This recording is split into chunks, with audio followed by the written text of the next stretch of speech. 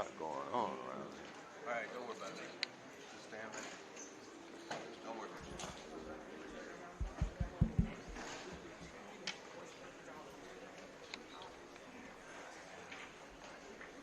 That's good.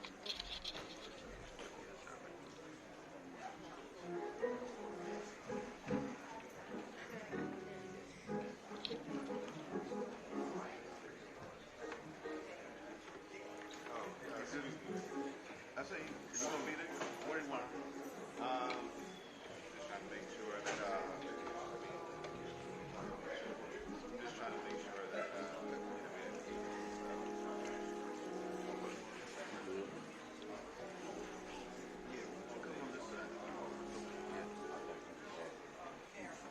No. I was watching like our set up here. Yeah, typically it's like a lot of people like in there stuff. And he said it's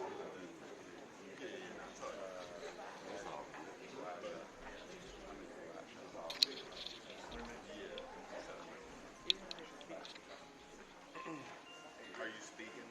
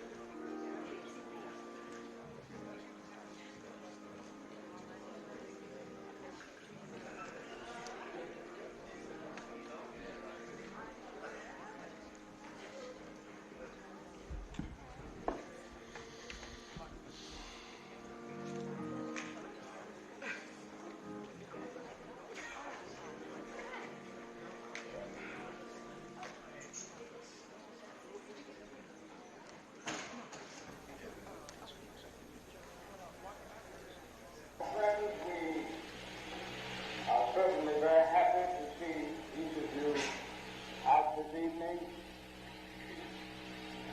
We are here this evening for serious business. We are here in a general sense because first and foremost we are American citizens. And we are determined to acquire our citizenship to the fullness of its meaning. We're here also because of our love for democracy, because of our deep-seated belief that democracy transformed from thin paper to thick action is the greatest form of government on earth. But we are here in a specific sense because of the bus situation in Montgomery. We are here because situation correctly. This situation is not at all new. The problem has existed over endless years. For many years now, Negroes in Montgomery and so many other areas have been inflicted with the paralysis of crippling fear on buses in our community.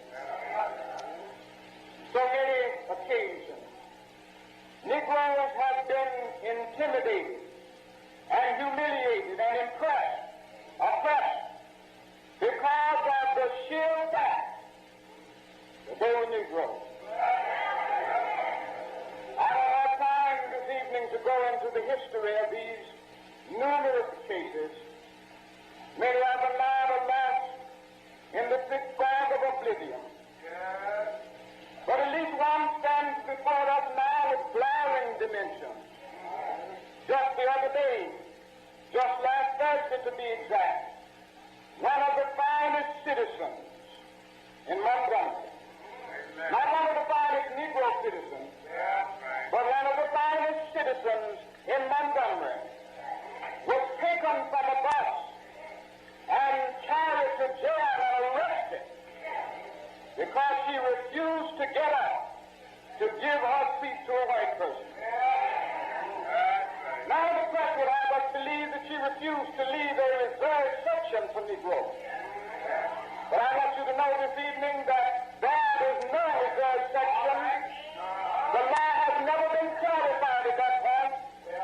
Now I think I speak with legal authority. Not that I have any legal authority, but I think I speak with legal authority behind me. That the law, the ordinance, the city ordinance has never been totally clarified. Mrs. Rosa Parks is a fine person.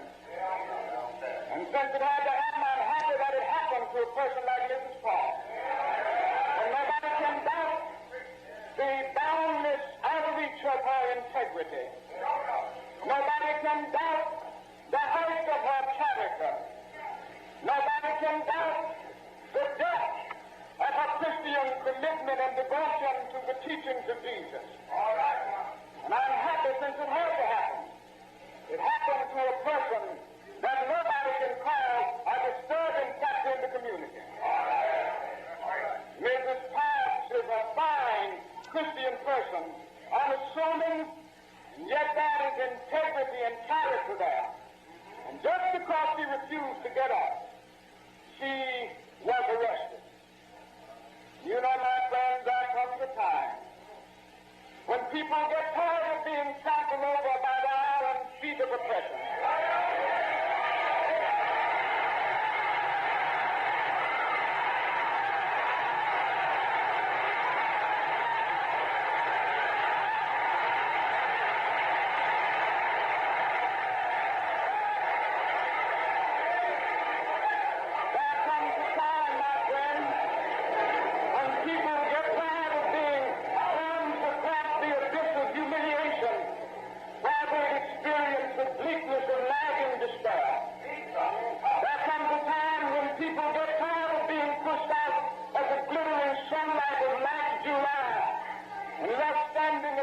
Piercing chill of an alpine November.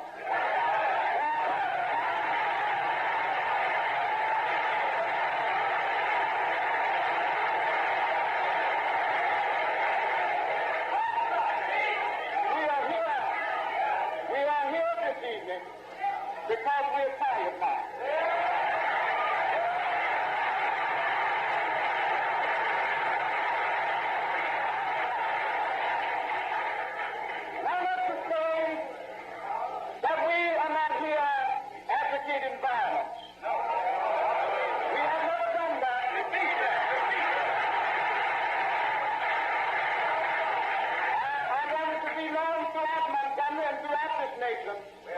That we are Christian people. We believe in the Christian religion. We believe in the teachings of Jesus. The only weapon that we have in our hands this evening is the weapon of protest. And certainly this is the glory of America without its faults. This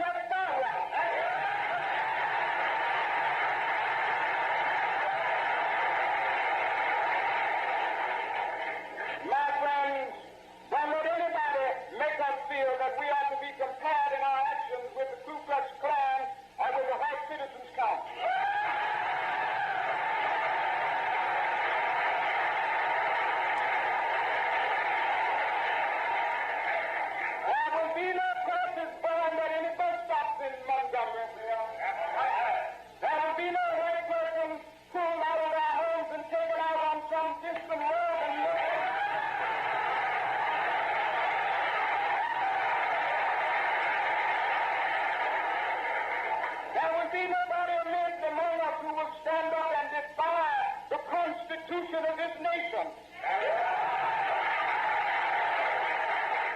We only assemble here because of our desire to see right exist.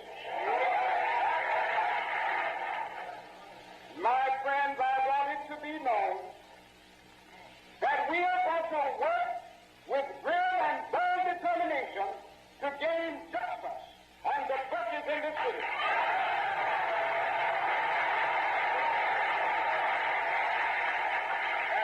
And we are not wrong. We are not wrong in what we are doing. If we are wrong, the Supreme Court of this nation is wrong.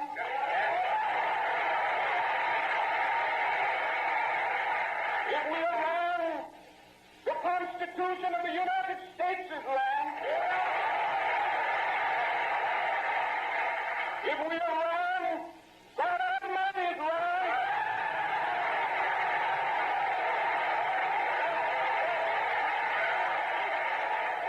If we are wrong, Jesus of Nazareth was merely a utopian dreamer that never came down to earth. If we are wrong, justice is a lie. God has no meaning. And we are determined here in Montgomery to work and fight until justice runs down like water and righteousness.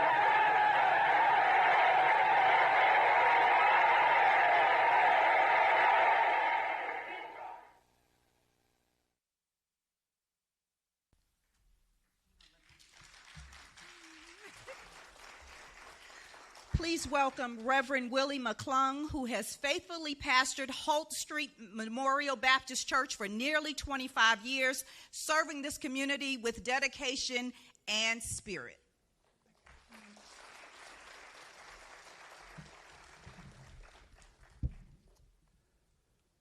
Thank you so very much. Let me just say, on behalf of Mrs.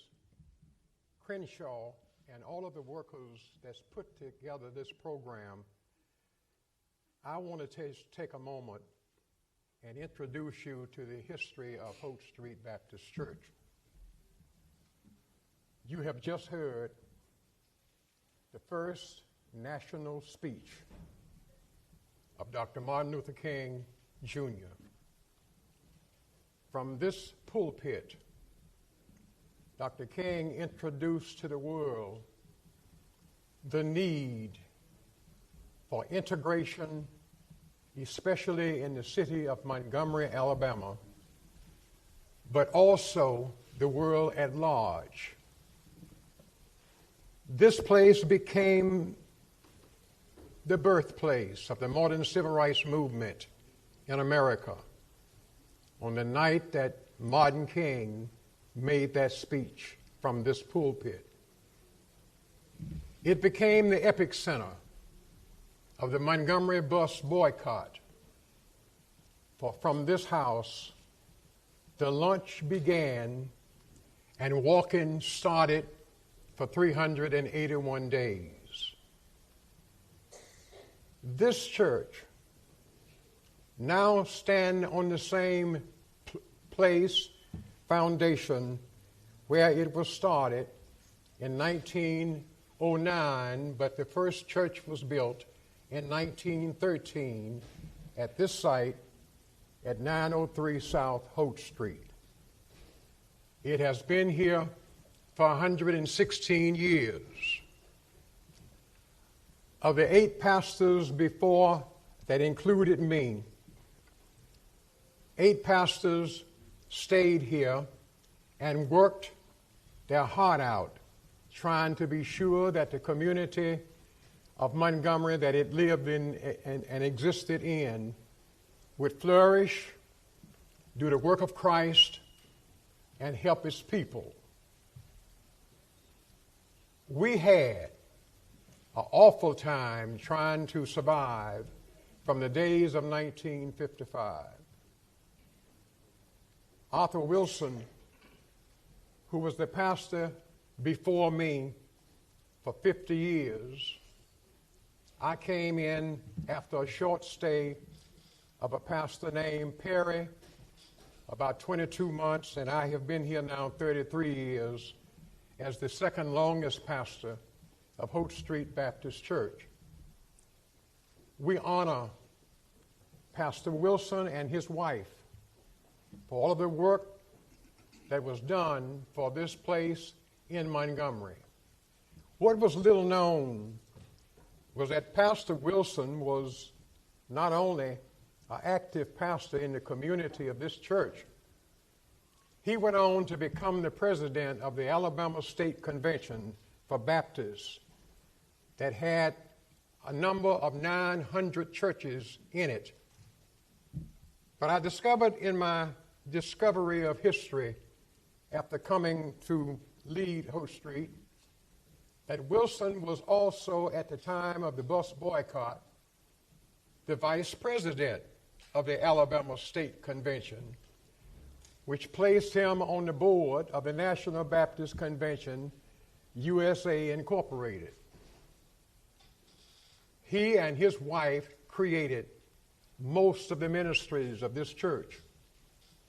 And of course, downstairs in the lower level, where you'll see a display of historical things in the school, this first daycare center was created downstairs in this building in 1941 by the Wilsons. It became the place that housed the children of the mothers and fathers who had to go to work walking for 381 days to make this thing work that King had led. Let me share with you also from that speech that you just heard from Dr. King. King had to make a meeting down the street, about a block from here, at Mount Zion AME Church. A rush meeting called to remember that the national press would be here that night, and they had not thought to make themselves into an organization, a community organization. And Ralph Abernathy suggested that the name of a movement would be the MIA, the Montgomery Improvement Association. Dr. King was elected at that church in a few minutes to become president of the Montgomery Improvement Association. And already here in this house was a crowd jam-packed from every corner of the building on these 2 floors that you have seen. If some of you haven't been downstairs, you must go to see where the school was located. But on the outside, there was another more than 5,000 people gathered that night to witness the meeting of the community that Joanne Robertson had called together by having her students at Alabama State take out messages and let's get the people together to have a meeting at Holt Street because Wilson had invited them here. And when they came, the picture on the front of the church, there at the front door, is the crowd of the people present that night on December the 5th, 1955, where you were seated. And yes, we have made a few minor changes. The pews went all the way to the wall. I shortened those so that you can get around to see the history of the church. But then chairs was down the aisle. I put some chairs out just in case you needed them today because it was packed in this house that night. I have always pointed out to people coming to visit, the young lady over here on the wall with a finger up represents my heart. I don't know her name. I don't know where she came from and how long she was here. But what I do know is she represented the heart of the people that night when she walked to the door and said, "Give me a ride." And for 381 days, they did that. Yes, 3 of us, 3 pastors of the 8, became the builders of these houses. I.S. Fountain built the first one on this site. Arthur Wilson built the second one on this site. In 1953, the city of Montgomery condemned the church building and said it had to be torn down. They tore it down and built it back in 1953. Then by 1955, Rosa Parks go out and get herself arrested. And of course, they wanted to know where can we meet. And Wilson was there to say, meet at Holt Street, because it was the newest and largest church in the community, in the heart of this community at that time. And that's what launched Holt Street into the history that it has. And then in 1992, a guy named Willie McClung came here to pastor at their request. And because I was born and raised in Alabama, in Pickens County, I knew it all the way from the cotton field to where the movement started, and went on to become a member of the Bethel Baptist Church in Birmingham, Alabama, with Fred Shuttlesworth as my pastor. He ordained me in ministry. And it was just my duty to come on back here to Holt Street, because I was one of the students at Miles College that had to lead the charge, riding buses, and doing all of the things that we had to do as a student body. And so we have lived here all of these years. And finally, in the end of that part of the ministry that I have served here, I asked this church, since we had already designed this house for a museum, I asked them when I came here, if you want to move, and they was talking about moving to a new site, let's make this a museum and I will help you do it. And because they agreed, we bought a building, bought land at 1870 South Court Street, built a new house for Christ, made it the worship center for time immemorial. We took the school over to the new building, and we took it all the way to an academy up to the 6th grade. We still have the daycare center. We have now come back to this house and spent the rest of the years that I have been away from Holt Street Memorial.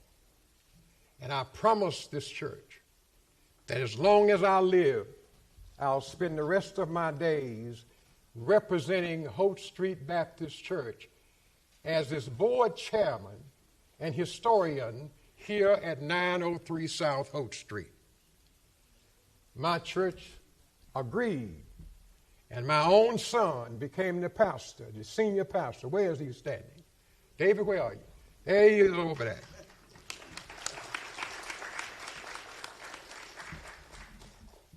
I'm going to leave you with this. This church deserves support from the world.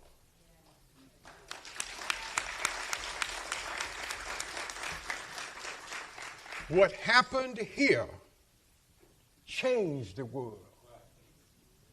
And no matter who becomes president of the United States, Holt Street deserves to survive.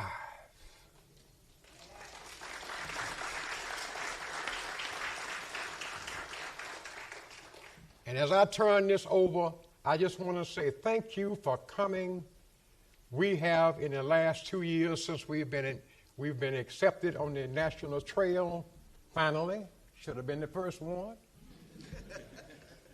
But we finally got there. And the 14 states, plus Washington, D.C., make up that trail. When you talk about Selma to Montgomery and the Edmonds-Pettus Bridge, it all started over here. When you talk about voting rights and all of the things that Johnson and them tried to do as president and didn't make it yet, it started here. Let us never forget a church that made the sacrifice. gave up everything they could give up. I forgot to tell you one thing. You see that expressway out there? The engineer in the state of Alabama was so angry with Wilson for letting him meet here that he wrapped the expressway around the neck of Holt Street. You can't come to Holt Street's front door without going a mile either way and coming back a mile on the expressway. And destroyed the community where it exists. But God keeps working with us. And what I was able to do when I came in, and I'm so delighted that we have a young mayor, Mayor Reed, who has worked with me in such a creative way that we asked them to clean up and let us fix up. And they started cleaning up around here. And then I asked the state of Alabama, would you please take those trees down so they can see it from the expressway? And they took all the trees down. And you can see it. So we have turned that curse of the engineer into a blessing, because we can see 14,000 vehicles going by this church every week. We just need a crowd. Y'all make that crowd for me. Thank you so much.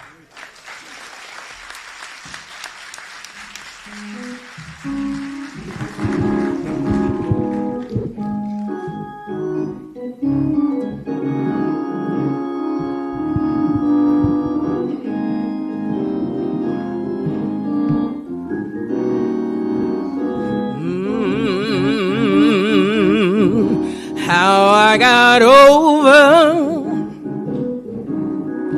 how'd I make it over? You know my soul look back and wonder, how'd I make it over? Tell me how we got over. Had a mighty hard time coming on over. You know my soul look back and wonder, how'd I make it over? Soon as I can see Jesus, the man that died for me, the man that bled and suffered and hung on Calvary, I want to thank him for how he brought me. I want to thank God for how he taught me. Oh, thank my God how he kept me. I'm gonna thank him 'cause he never left me. I'm gonna thank God for old-time religion. I'm gonna thank God for giving me a vision. One day I'll join the heavenly choir. I'm gonna sing and never get tired. And then I'm gonna sing somewhere around God's altar. I'm gonna shout, all my troubles over. You know I gotta thank God. Thank him for being so good. How I got over, how'd I make it over?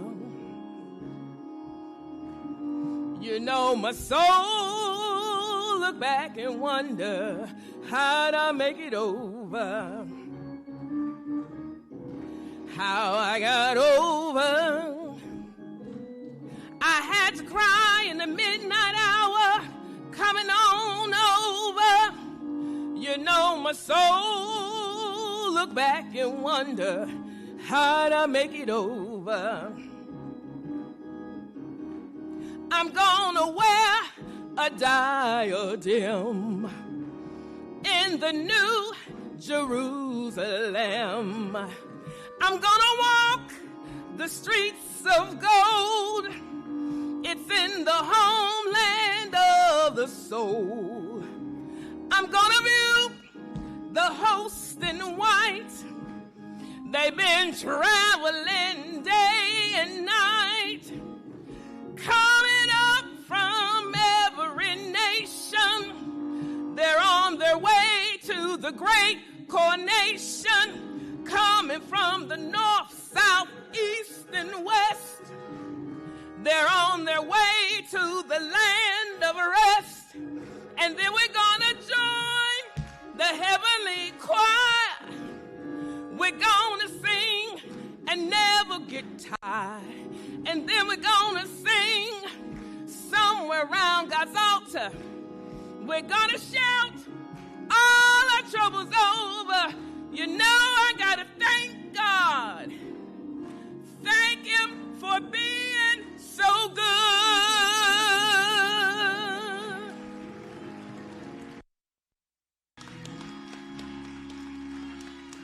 All right. Thank you, God, for being so good.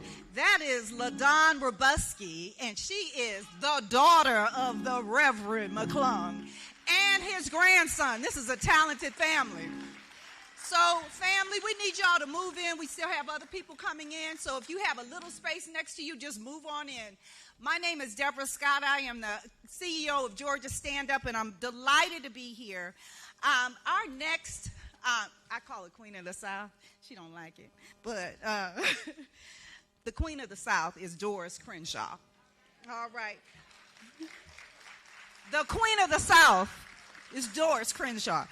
But joining us in this is the incomparable Miss Doris Crenshaw, founder and CEO of the Southern Youth Leadership Development Institute, whose 60 years of activism continues to uplift and inspire the generations. Can we have a few words from you, ma'am?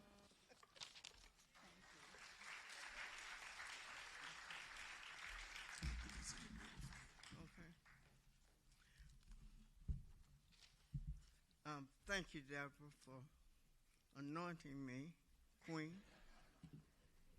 I do not accept that. And then, on a serious note, let's thank Reverend McClung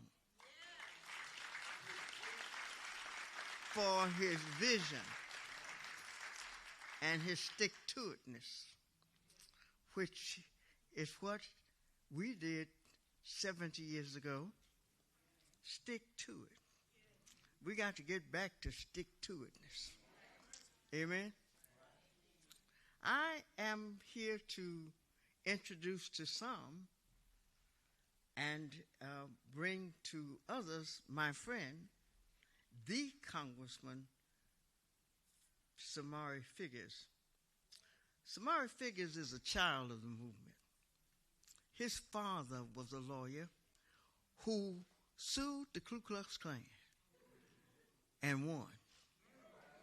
Amen? And Samari got my attention. Well, I've been watching him as he grew up, but when he ran for Congress, and there were a whole lot of people in that field running for Congress, he declared that he was going to make the Montgomery bus boycott in its rightful place in history because we deserved it. So he immediately got my attention. In fact, I wrote him a check that day. But he's an example of young people emerging to what we have today. We have a talented group of young people, a passionate group of young people who are determined to lift our people up.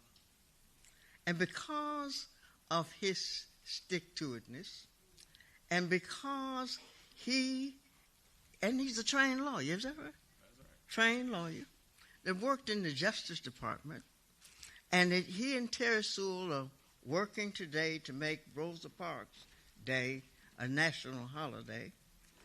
And because he's dedicated to representing Tuskegee, Montgomery, Mobile, and because of what he stands for, we on tomorrow night are awarding him the Rosa Parks Change Agent Award. In the name of Virginia and Clifford Durr, let me bring my friend, the congressman, the brightest congressman on the Hill, Mr. Congressman, the Honorable Samari Figgis.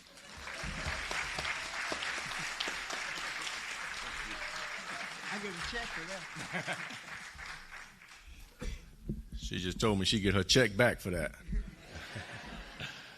Well, I want to thank you, Ms. Crenshaw, for anointing me with all of those kind words and titles and adjectives. And Reverend McClung, thank you for not just your stewardship, but for the history lesson that you just gave us all. This is ultimately about standing here and recognizing history. As Ms. Crenshaw, well, before I go any further, Ms. Crenshaw is you don't really understand Doris Crenshaw until you get to Washington, D.C.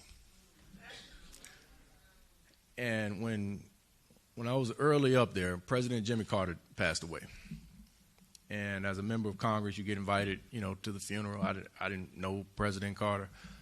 But I found out when I walked into the funeral that this woman did. Invited to be there by the family of a former president, to be there at his final farewell. And this again happened when Alexis Herman passed away. Some of you may know Alexis Herman from Mobile, who went on to become Secretary of Labor. They all know and are connected and tied to Doris Crenshaw in a way that shows you why she's able to pull together the support that she does historically for this event, and why she's able to keep shining this light in the way she has on Rosa Parks' legacy. And so I just want to give it up for Doris Crenshaw one time for keeping the legacy going.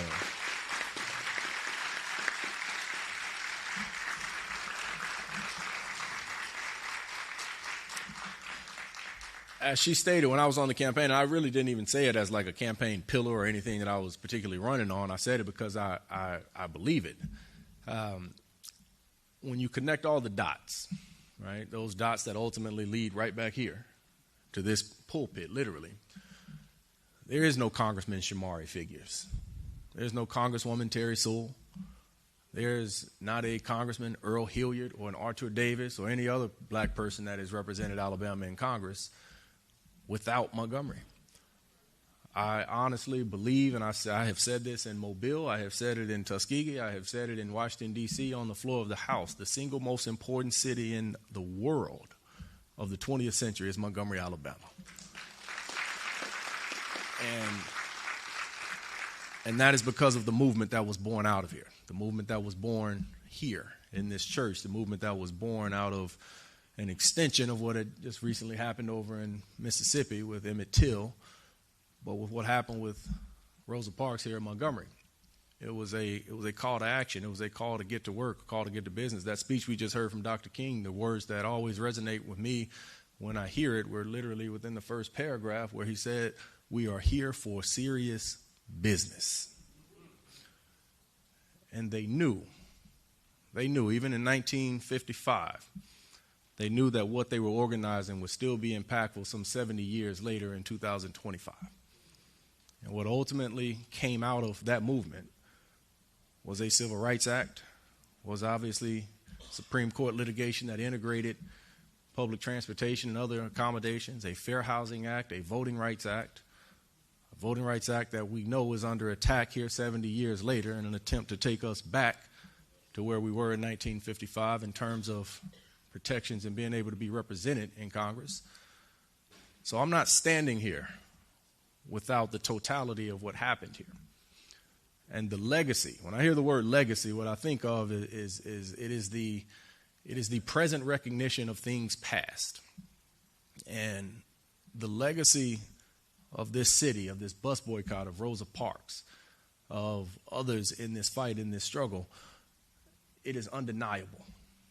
The power of it, what it meant, how it changed the world. Not just here. This extends back even to the Tuskegee Airmen. I was just recently, during late September, the last Tuskegee Airman, the last one who actually flew combat missions in World War II.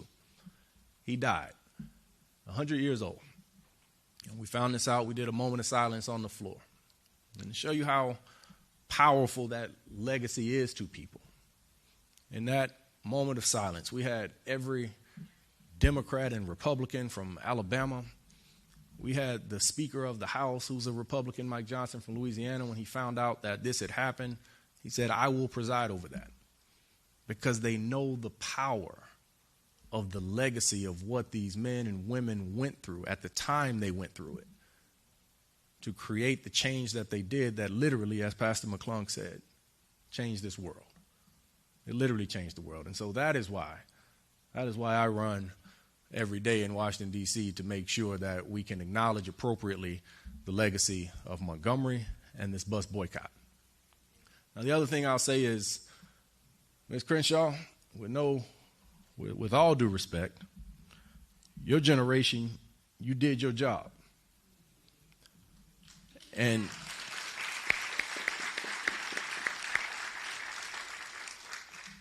my generation, we're not doing our job.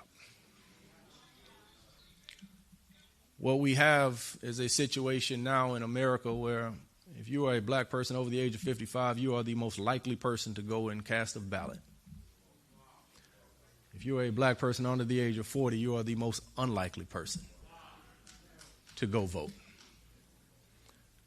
And the reason there was such a fixation on voting in the civil rights movement was because that's how we can make sure. It's an insurance plan. All of those victories that we secured in the civil rights movement, they came with an insurance plan called the right to vote. It did not come with a supplemental insurance plan of what you do when you choose not to go vote.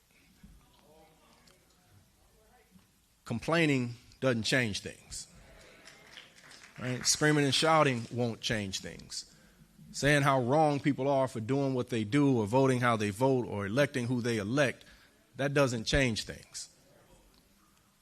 What we showed here in Montgomery of what changes things is when we actually get up and go out and vote. And so I know that's why you ultimately do a lot of the work you do, but it's no longer your job to do.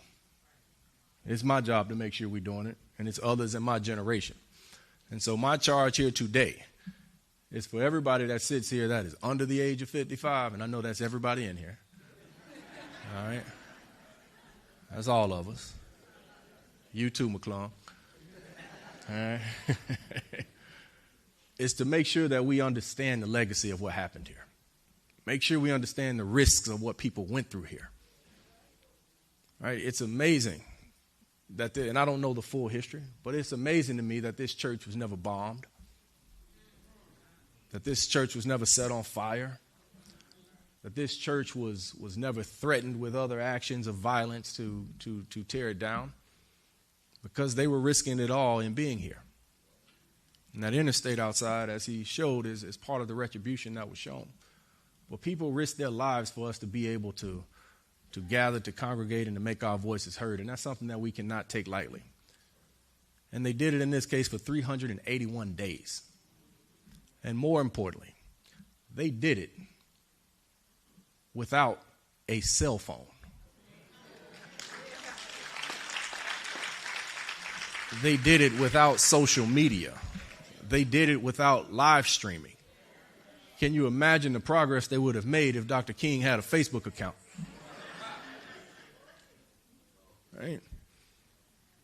That's serious. If they could do it then, we can certainly do it now, because people risk too much for us to be here. And the last thing I'll end with is this, because the last time somebody introduced me and told the story of my father suing the Klan, when I sat down, somebody told me you cannot speak and not tell us about the story. And so real quickly, here's what happened. In 1981, there was a man in Birmingham who shot and killed a police officer. A black man shot and killed a white police officer. They moved the trial down to Mobile, Alabama, because of notoriety, change of venue for publicity reasons.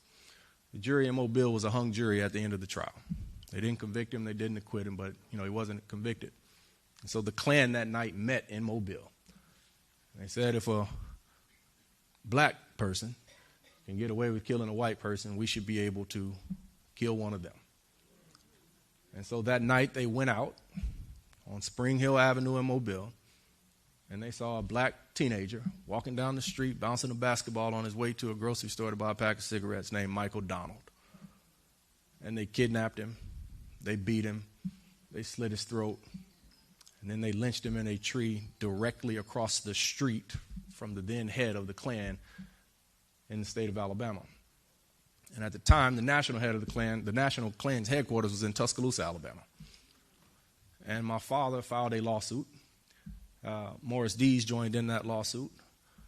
And for the first time in American history, the Klan was held liable for lynching a black person. It bankrupted the Klan. It bankrupted the Klan, at least financially.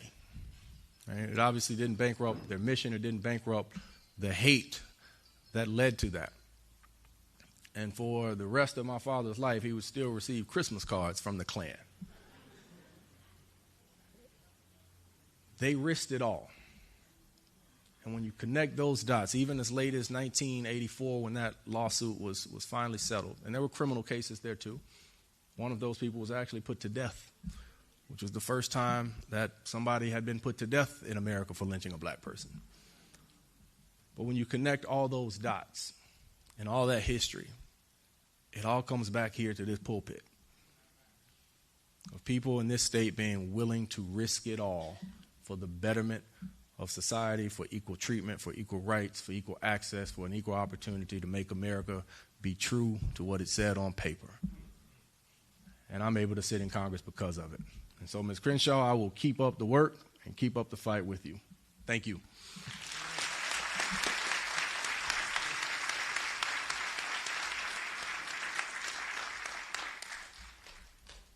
All right, what we've been waiting for. This has been so rich already. So we need to own our media, right? So yes, we're going to support our own, right?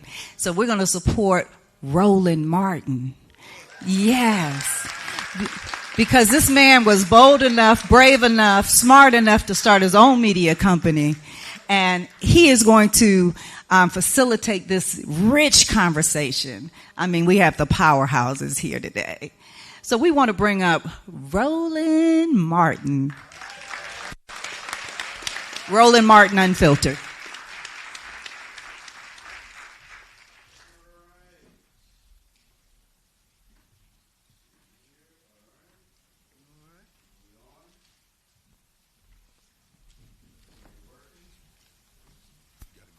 I got a green light. There we go. Audio man was asleep back there. All right, yeah. So how are we doing? Good. Glad to see everyone here. Let's get this thing started. We got two panels. We broke it up. And so first up, please step on up, please. Dr. Bernice King, Leon Hampton, Deborah Archer, Dr. Frederick Douglass Haynes III.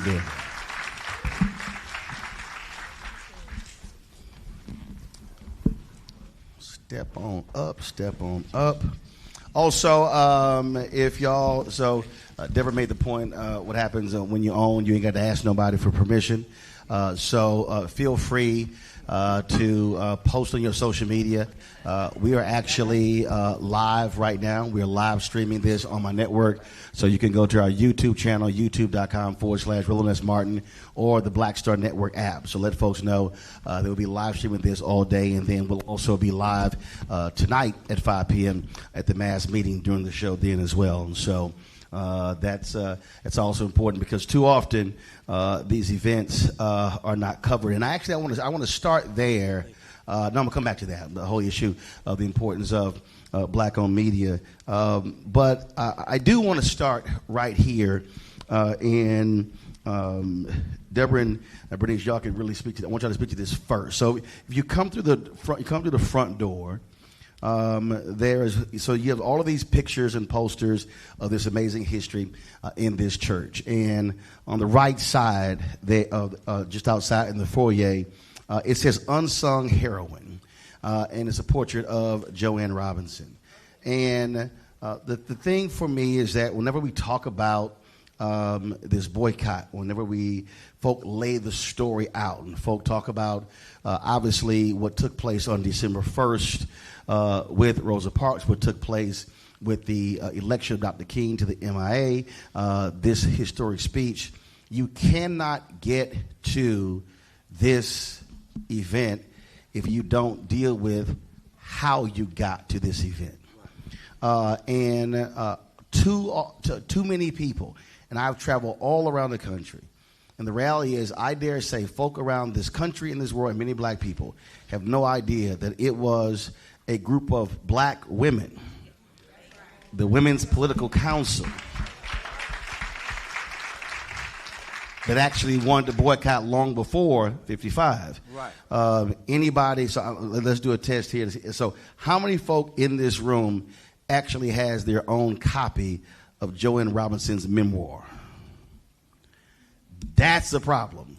So when I interviewed Fred Gray, and he walked through the conversation with her, I immediately got the book, and this book is available. And David Garrow really impressed upon her to write this.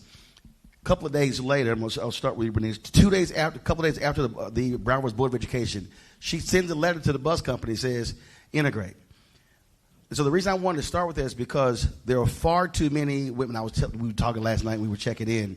I said, I'm always quoting your mama, because at Dr. King's funeral, the white folks would not let black media into the press corps to cover Dr. King's funeral. Yes, white media at a black church, Dr. King's funeral would not let black media into the press.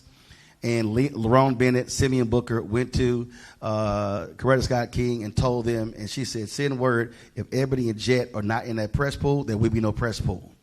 So the only reason Monetta Sleep was able to become the first black Pulitzer Prize for photography for that photo, that iconic photo, that only happened because she said, y'all gonna put black media in that press pool. And so talk about why we have to write the history today of the sisters who have been excluded from the history of the black freedom movement. Thank you for asking that question. I just want to say it's very critical that we always tell that truth. I always say to people that my father was catapulted into leadership, but it really was the women who set the stage. And in terms of Joanna Robinson and all of the others of the Women's Political Council, if it were not for them, we wouldn't have a movement. Because even though they recommended the boycott, had been looking for an opportunity to boycott, this became the moment they reached out to Edie Nixon. And then Edie Nixon brought in my father, Ralph Abernathy, and ultimately others. The actual strength of that movement was undergirded, even after that, by women. Doris, you're the witness that women helped to pass out, actually mimeograph, and pass out those leaflets. Well, first of all, what is amazing about the story is that, and this is, we're definitely going to get into this because it's the strategy part. So she grabs two Alabama A&M students. They go to the basement of the president's building, make the copies, and then calls 19. I'm sorry. Then calls. Make it right. Then calls 9 or 10 other sisters, and then they distribute it. So they already had a distribution system established to communicate. So that was already a strategy in place. All right, that's a lesson right there. The women are always ready. We already got the plan in order. But anyway, I wanted to emphasize not just them looking for that opportunity, but all throughout the movement, when you think about the strategy sessions, the men are written about. Isn't that interesting? The men are written about in the Holy Bible, too. And you see the sprinklings of women, Mary. That's called his Mary, story, Martha. not history. Exactly. So we're going to do her story today. But the women were in strategy sessions. Joanna Robinson was on the board as well at the MIA. And I want to make this point. If the women did not show up, if they did not participate, we wouldn't be here today. Right. Period. Right. It took something special for this movement to move forward in the face of threat and danger and manifested threat, bombs, bombings. I tell people all the time that if my mother had been one of those sister girls who said, you better get me out of here, when the house was bombed, my father would not have been able to continue to do what he was doing. Wow. So all of the women that you see, Juanita Abernathy, Evelyn Lowry, Jean Young, all of the other wives, my mother, all of the other wives, they were the real backbone of that movement. Because if those women did not stand strong in the face of all of that, it would have been over. Brothers, come on now, testify. Well, in fact, Andrew Young, so when they living in New York, he said they had just got a nice place, some new drapes and everything. Exactly. And they're watching TV, and they were seeing what was happening down south. And he was like, listen, I just got a new job. We good. Everything is great. He said, and his wife said, we going back. Exactly. He looked at her like, well, we just got here. What are we doing? And she was like, well, I'm going back. You can stay right here. And he was like, well, I guess we go ahead and leave. But he literally said, it was his wife that made him go back. And the reason I wanted to start there, and we got folk today, they go back and forth, this nonsense becomes men and women, sister, all that sort of stuff.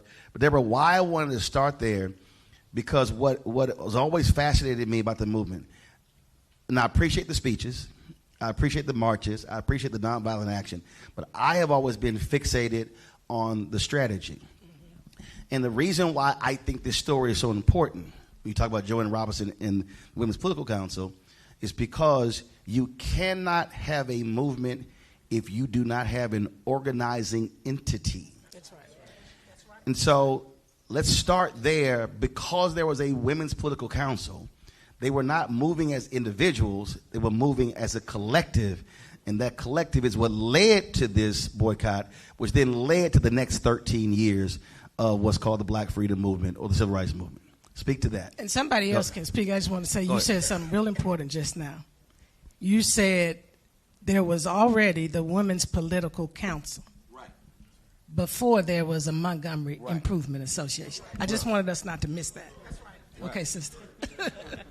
Well, I appreciate, first, I want to say I'm just honored to be here, to be among so many people in the spaces that have made my life possible, right? We're all living unimaginable lives because people before us made sacrifices, because they led, because they survived, because they bled, so that we could have these lives that no one could have imagined would be possible. So it's just really an honor to be here. And I appreciate you talking about strategy, because it was important then and it was important now. We talk about the principle of separate can never be equal, and that was an important principle that was pronounced to fight segregation. But equally important was the strategy that went from making that a concept, a belief, to a legal reality, and then to make that a reality in people's lives. Those who love yesterday are always going to fight against tomorrow, and they're good at it. We have to be better. We have to be strategic. And that is a lesson I take from the Montgomery bus boycott, because it was not just about transportation. Although transportation was important, I appreciate hearing the story about the highway, because transportation, those days, transportation today, determines who gets access to opportunity, who gets to live the American dream, who gets to live lives of fulfillment and opportunity and joy and good health. And so often, back then and today, we have structured our transportation systems in a way to exclude black folks, to destroy black neighborhoods and black community, to destroy black wealth. And so that is an important part of the story. But for me, a lesson is about the strategy, about thinking about what collective action means, thinking about what justice, equality means. You know, in the speech that we heard from Dr. King at the beginning of this session said that we are going to push our citizenship to the full extent. We need to think about what citizenship means and then how we fight for it. So then it was a challenge to figure out how we move from reality to that vision of justice, how we make America live up to its promises. America has always been wonderful at making beautiful and grand, sweeping promises, and real sorry at living up to that reality. So I say that the work that I do at the ACLU is about bridging that gap between the America that was promised and the America that is, and that's about strategy. How do we pull together all of the pieces, all of the resources that we have to move in that direction? It is not about law. It is not just about law. It was important that we passed these incredible civil rights laws, the Voting Rights Act, the Fair Housing Act, the Civil Rights Act, to make what we dreamed of, what we promised, put it into words. But we know that it was about much more. It was about making sure that we had powerful and strong communities that could come together and force this country to live up to those words. It was about having institutions and government officials who would force and enforce those rights that were now a part of our laws. It was about having courts that would make sure that they held those who violated laws accountable. And so that was the work that this movement did, and it's the work that we have to continue to do today as well. It's about that strategy. Freddie, well, also, I think when we talk about this, because I want to deal with ego. Because when we hear many of the stories, we hear, well, men fighting, 1950, 1959, Roy Wilkins called Dr. King a radical. And Malcolm X comes along in 60, King goes from radical to moderate. You talk about infighting, Thurgood Marshall often complained about, he's like, Martin King's speeches, he leads with all the bills. It was all this sort of back and forth. That's all ego. But what's fascinating about this is that these sisters laid the foundation, but when it launched, they took ego out and said, we will hand it to the preachers, y'all now take it. Let's talk about that, because how vital that was, because they could have easily said, hold up, we've been working this for a whole year, planning it, leading it, y'all need to stand behind us. But they removed egos and said, no, y'all now take it from here. Speak about why that was so critical and why it still is so critical. Thank you. And I need to also give a shout out to Doris Crenshaw. I just want to thank you so much for your tenacity, your courage, and the fact that you were doing this back then as a young kid says so much about what's in your DNA.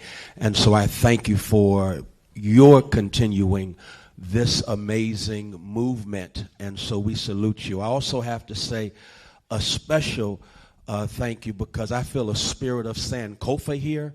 Where we are looking back in order to move forward.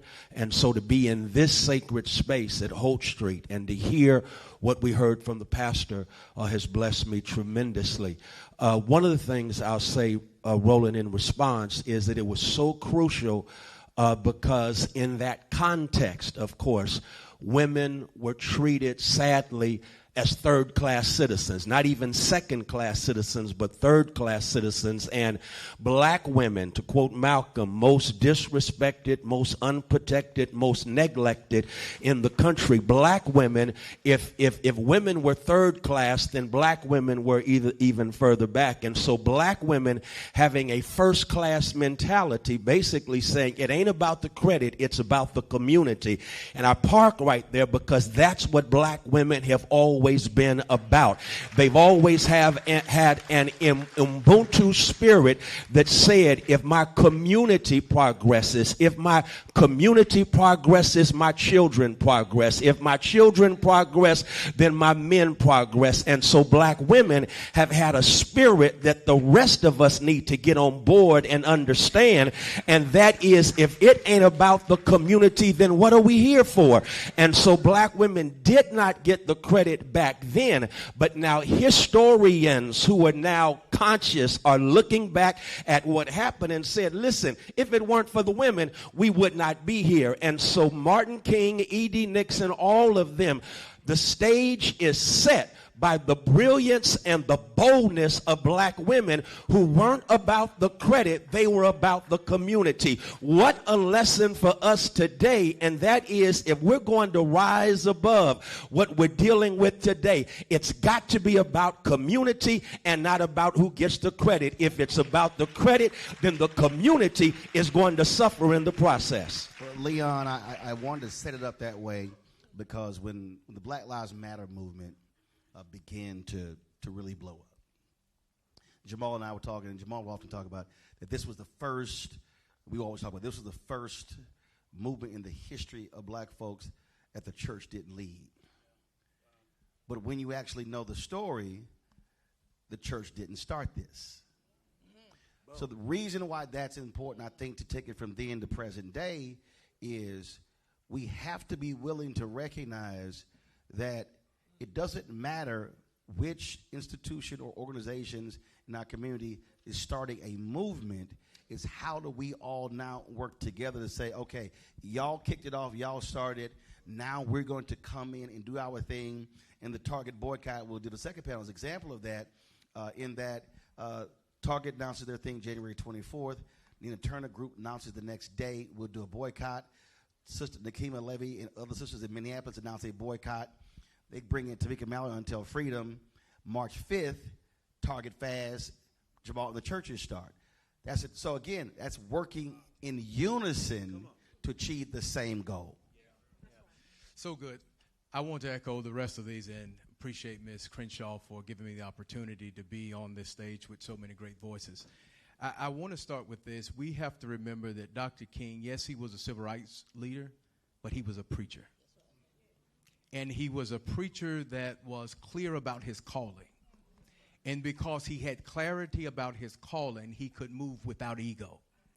People who are unclear about what God has called them to do constantly need the validation and the attention from other people.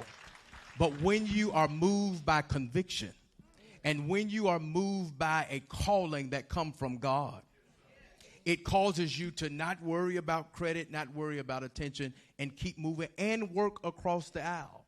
One of the things that is so poignant to me when I listened to the speech by Dr. King that was made from Holt Street, in the very first paragraph, he gave clarity. He said, first of all, we are here in a general sense because we are American citizens. From that one sentence, everyone in the room know why we were here. Then he went on to say, but we're here in a very specific sense because of the bus situation. Whoever the leader is, there must be clarity about what we are fighting for. And I think what I'm seeing is a people that are frustrated, angry, but unclear. What does success look like in this movement? How do we know that we have won? And until that leader become clear on that, we'll never make the progress that we need to make. Anyone can jump in. But also, I think we have to, when we talk about his story versus history, what is revisionist and then what is real. Whenever this conversation is talked about, folks say the Montgomery bus boycott, it was about ending segregation on buses. That's the folk who didn't actually read the original demands. The original demands of the MIA was not to end segregated busing. It was to be treated with respect and a list of others. it was when the city rejected the compromise, then they said, now let's expand it. So let's talk about how when we are trying to achieve a goal, that you may have to alter your stance and maybe initially not try to go for what you think is the home run, but you got to sometimes hit some singles and some doubles that build up to that. So let's talk about why that is so important, because that's often an ignored aspect. They didn't start off saying in segregated busing. Let's talk about how we need to be thinking about that in present day when we're talking about taking moments to movements. Anybody can start. I think that's why it's important to study the movement. And I can't overemphasize that enough. I think we kind of pick pieces here and there and run with it, but we really have to study. Daddy said in '64 that I believe the philosophy and strategy of nonviolence, I suggest that the philosophy and strategy of nonviolence immediately become a subject of study and serious experimentation in all fields of human conflict, by no means excluding relations between nations. And so when we study the movement and how everything took place, that was a key point, which was the negotiation part of this, the behind-the-scenes part of this, and how it connected with the direct action part of this. When you study the whole aspect of it, I mean, there's a whole process to this that I think is fundamentally important for success. The nexus is important. The goal is important. But you also have to continue to adjust strategy consistently. If you start out with one thing, it may have to be adjusted along the way. It doesn't mean you give up on the ultimate goal, because you need momentum in movements. Movements need victories along the way, and sometimes you may not get the ultimate victory starting out. Trust me, voting rights was always at the core of everything. But it wasn't until '65 that we got the Voting Rights Act. And so that's what I want to. Well, in fact, those 3 laws were actually one original bill. Exactly. And it had to be broken up. And something that resonated with me when you were talking is that it was about fighting segregation, but it was also fighting for dignity and human rights. Because our goal should be about what we are against, and they were fighting against segregation, but it also has to be what we're fighting for. And we often stop at what we're fighting against and forget to move to the fighting for part, because that requires creativity, it requires vision, it requires us to understand what the goal is. We are so often caught up in just defending the victories that we had in the past, or moving forward and thinking a year or two ahead, when we need to think about plans decades in advance. I don't know if people have watched the movie Dune, and there's a line in the movie that says, our plans are measured in centuries. Our plans need to be measured in centuries. And then we think about, what is the short-term goal? If we want to get to this vision of justice 100 years from now, 50 years from now, what needs to be done today? What needs to be done next year? What needs to be done in 5 years? And what needs to be done in 20 years? It is not an overnight. So many of the young folks that I engage with are impatient, and it is amazing and beautiful, and they're going to help us get to where we need to go, because they are demanding justice and they want it now. But we also have to understand that some of the sweeping plans, the transformational change that we need, the durable change that we need, requires long-term planning. People think that we went from Plessy versus Ferguson, and then there was the Brown versus Board of Education decision, and it was an overnight kind of thing. And instead, but the thing though, the impatience is good and needed, but the impatience and the patience actually work together at the same time. Absolutely. Everyone needs to be a part of this circle of struggle and resistance. We all have a different role to play, and it's important for us to have people who are impatient, demanding it now. They're in the streets, they're engaged in direct action. But there also need to be people, as we've said before, who are thinking about the long-term strategy. The tacticians who are saying, okay, that's the goal, and what am I going to do each and every day? What is the role that the ministers are going to play? What is the role that lawyers are going to play? What is the role that the community is going to play? Not one of us is not going to get us to justice alone. all of us need to be working together, strategizing together. I love reading. Martin Depp has a book on Operation Breadbasket, which is a phenomenal book. He was on the executive committee in Chicago. He's a white pastor. As a matter of fact, he's still living. So, so talking about the story is amazing. So I love reading the book. When they would go in to negotiate, they would say, okay, we go into the meeting. You agree with nothing. Go into the meeting. You act a fool. Right. That was a strategy. Okay, you pray, and you gonna be the compromiser. Everybody got their role, and so they would go in, and so we'll just fast it. But again, that was a thought process. That's what I thought was always amazing. Freddie, as we were talking about, again, impatience versus patient. And again, in discussing this, on that table outside, it says 381-day boycott. But it wasn't planned for 381 days. It was a one-day boycott. Right. Then they said, well, let's do 5. Then, all right, let's keep going. So let's talk about how we need to get folk today to understand you got to start somewhere, and you can't try to create this massive thing unless you at least do something one time, one day. That was it was one day how it started. One day, and I'm so glad we're recapturing lessons from the movement, because, again, they organized it for one day. And here's a powerful piece for me, and that is, and I love your prior question, Roland, about how we adjusted strategy accordingly. And here's what encourages me in this era, and that is that racism and white domination, some call it white supremacy, ain't nothing supreme about them, but white domination and racism always overreach. And when they overreach, it always sets the stage for, I'm in church, God to do exceedingly abundantly above all we can ask or imagine. Here's the trip. All they're asking for is to be treated decently on the buses. Treat us with dignity. We won't even sit in the front.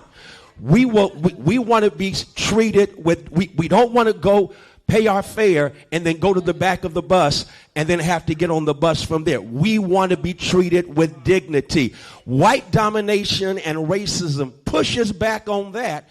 Adjustments take place, and before you know it, a civil rights movement begins to take the first steps toward those 3 law changes that transformed the country and became the second Reconstruction. So always be aware, white domination, racism is stupidly going to always overreach, play their hand, and when they do, it opens up the door for us to get even more than we set out to get in the first place. So I think that's very important in this moment to know that racism is arrogant. Racism is going to overreach. Let them do what they're going to do, but what they meant for evil, God is going to somehow turn for our good. That always happens. So here it is, Ro. I had to get to that to get to your question, and that is, it's so important, therefore, for us to recognize, again, we have a one-day boycott because we need a one-day victory. Because sometimes we've got to have a small victory to let us know we can do this. Oh, we did it one day. Right. We can do this thing 5 days. There you go. Oh, we did it 5 days. We can organize before Lyft, our own MIA Lyft. And as a consequence, they have the carpooling that took place. We had Uber before there was ever such a thing right here in Montgomery. But it takes those small steps and not being discouraged when white racism overplays its hand. Leon, after the Zimmerman verdict and the murder of Trayvon Martin, folks were upset. They were angry, and it was all this emotion. And so there was a group that was pulled together to say, man, let's do something. So we're on these calls and everything, and folks are talking, and all of a sudden, I mean, smart, brilliant people, organizers, all kinds of different people, and going here, we're going to do this and do this. Let's call so-and-so and this and this and this. And I was sitting on the calls chilling. Probably about the 3rd call, I said, it's going to last about another meeting. So I called up another brother called Jeff Johnson, and Jeff's like, yeah, this is going to probably last about one more meeting. So then I called the sister who organized it. I said, now you know this ain't going to last. Bro, I can't believe you were saying that.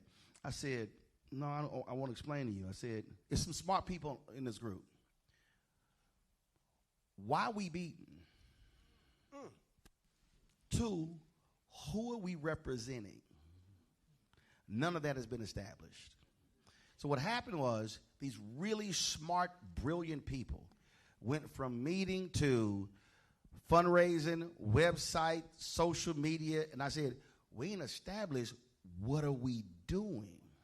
So the brilliance of this, and it's why it's so important, is that they had clarity from the outset and established an agenda items from the outset, going back to the impatient versus the patient, took it slow and methodical and had a build. I believe one of the greatest mistakes today is that many of our discussions, we go from a meeting to a bank account, website, social media apparatus, playing the whole deal, and we haven't actually thought through why are we doing this and who are we representing. Clarity of mission, which must come from a deeper place other than frustration and anger. There has to be a moral conviction that says these people deserve better. And when people are not at the foundation, the movement fall apart. You have to look at the person and say, you know what, that person deserves dignity. And every time we meet, every time we move, we're moving on behalf of that person. And so I think the reason that we keep finding ourselves in this, quagmire, we keep going around and around, is because we have not established that clarity. It's what I said earlier. And then we don't build strategy around the mission. Every movement has to have infrastructure to support it. If you don't have the infrastructure, it falls apart. Let me go back to one thing that you were talking about with strategy.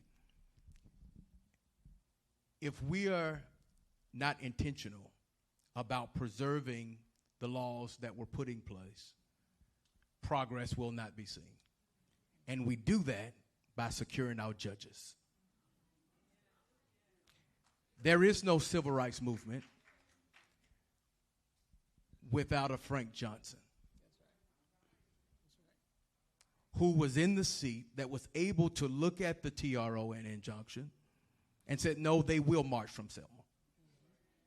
And so as politicians are elected, we have to stop asking, what are you going to do for my 501c3? And start asking, who are you looking to put on the bench? Because you can pass all the laws that you want to pass, but when it get challenged in district court, right, there must be a federal court judge who's willing to uphold it. But what we have to do, we have to, and this is going to be the final round before we have a song on the next panel, we have to be the ones who are connecting the dots. We have to, first of all, I think a lot of us are assuming people know. We have to connect the dots to, in order to get those judges are appointed by the president. Those judges are confirmed by the Senate. So if you don't vote in Senate races, who is in control of the Senate will dictate whether the judges get passed or they get denied. That's one. And we were talking about on state level, in your state, are judges appointed, elected? Are they, it all depends. And we talk about judges, you have your federal judges, your state Supreme Court judges, you have your district judges, you have municipal judges. There were for so long, black people kept going to Washington, D.C. to fight criminal justice reform, not realizing that if you elect progressive district attorneys, they actually are at the front of criminal justice reform. And folk went, dang. So part of this process, I believe, the education process, the strategy, is that those in the know have to do what Joe Madison said, our dear brother, you got to put it where the goats can get it, to connect the dots so folk know, oh, wait a minute. So when I do vote here, that impacts this and impacts this. If more people understood that in 2016, they would have realized the difference between a Hillary and a Trump had they looked at the ages of the Supreme Court justices, right, and knowing how to vote. But the connecting of the dots is important. You can speak that in the final round if you want to, or make your final comments. Go right ahead. We'll start with you, Bernice. So I'm glad you said connect the dots, because that's one of the fundamental things I think we keep missing, and that is dissemination of information. all throughout the movement, it goes back to studying it again. Education was a consistent part of that, educating the community. The reasons the churches were chosen, because at that time, the churches were front and center to the community. It's a little bit different today.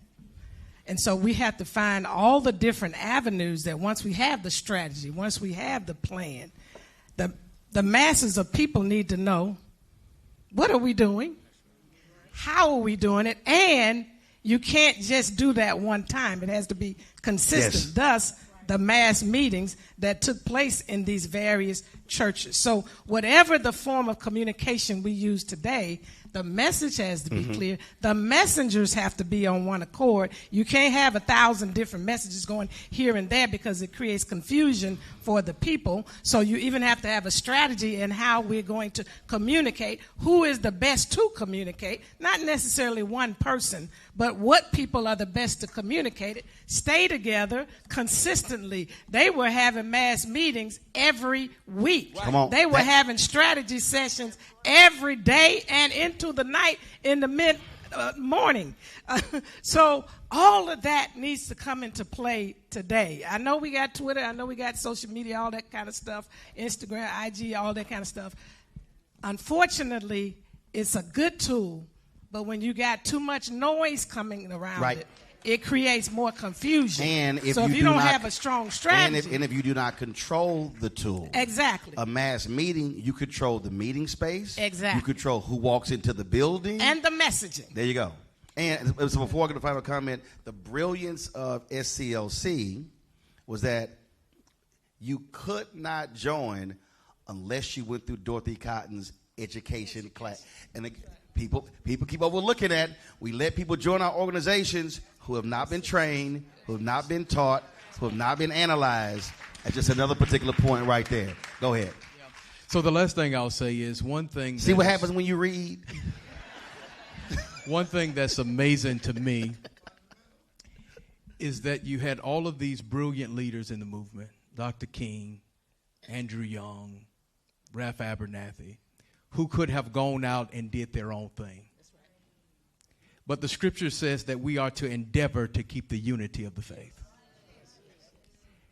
As leaders, we have to make sure that we protect unity at all costs.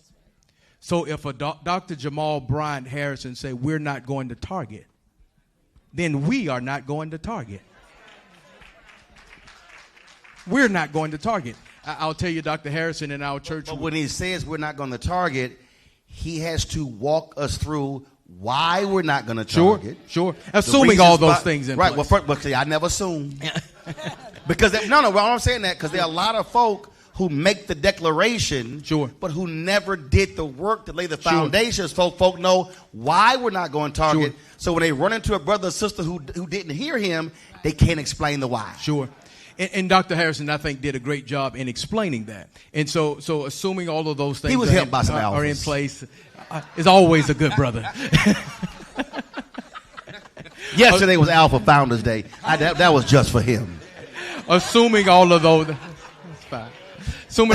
things are in place, and we have a trusted leader who has the capital in the community, who didn't just show up yesterday. No. I want you to run past that. Again, Joe Madison say, put it with a ghost again, and when you say capital in the community, you're not talking economic capital. That's right. You're talking cultural capital. Connection capital. Right. That's right. Go ahead. So has that influence in the community, and he put out, this is what we're doing, along with others who help. As leaders, we have to get on board with that. And so in my church, we normally honor our honor roll students every 9 weeks, and we call all of them on the pulpit. And up until February or March, we were giving them Target gift cards. And so when Dr. Harrison put out the bulletin, Target Fast. So my administrator, who is just so wonderful, she didn't get the memo, and I take responsibility for that. And so we're on the pulpit in the middle of the honor roll ceremony, and she announces that we are giving Target gift cards. So I'm in a conundrum. I have to go now to the podium and say, we don't do Target here. the leaders have to endeavor to keep the unity. Yeah. But if there's no unity from the pulpit, right, and in the mayor's office, and in the governor's office, then there's confusion in the pews. Right. And so my final words are, let's stay together. We can do anything. He didn't talk about Al Green. Y'all stop it. He ain't saying that kind of let's stay together. All y'all grits loving people. Go ahead. Let me go just a little further. Let me tell you how you know our unity is important. Because they use us to fight us. Because they know that if we ever get together, right, we can change the world.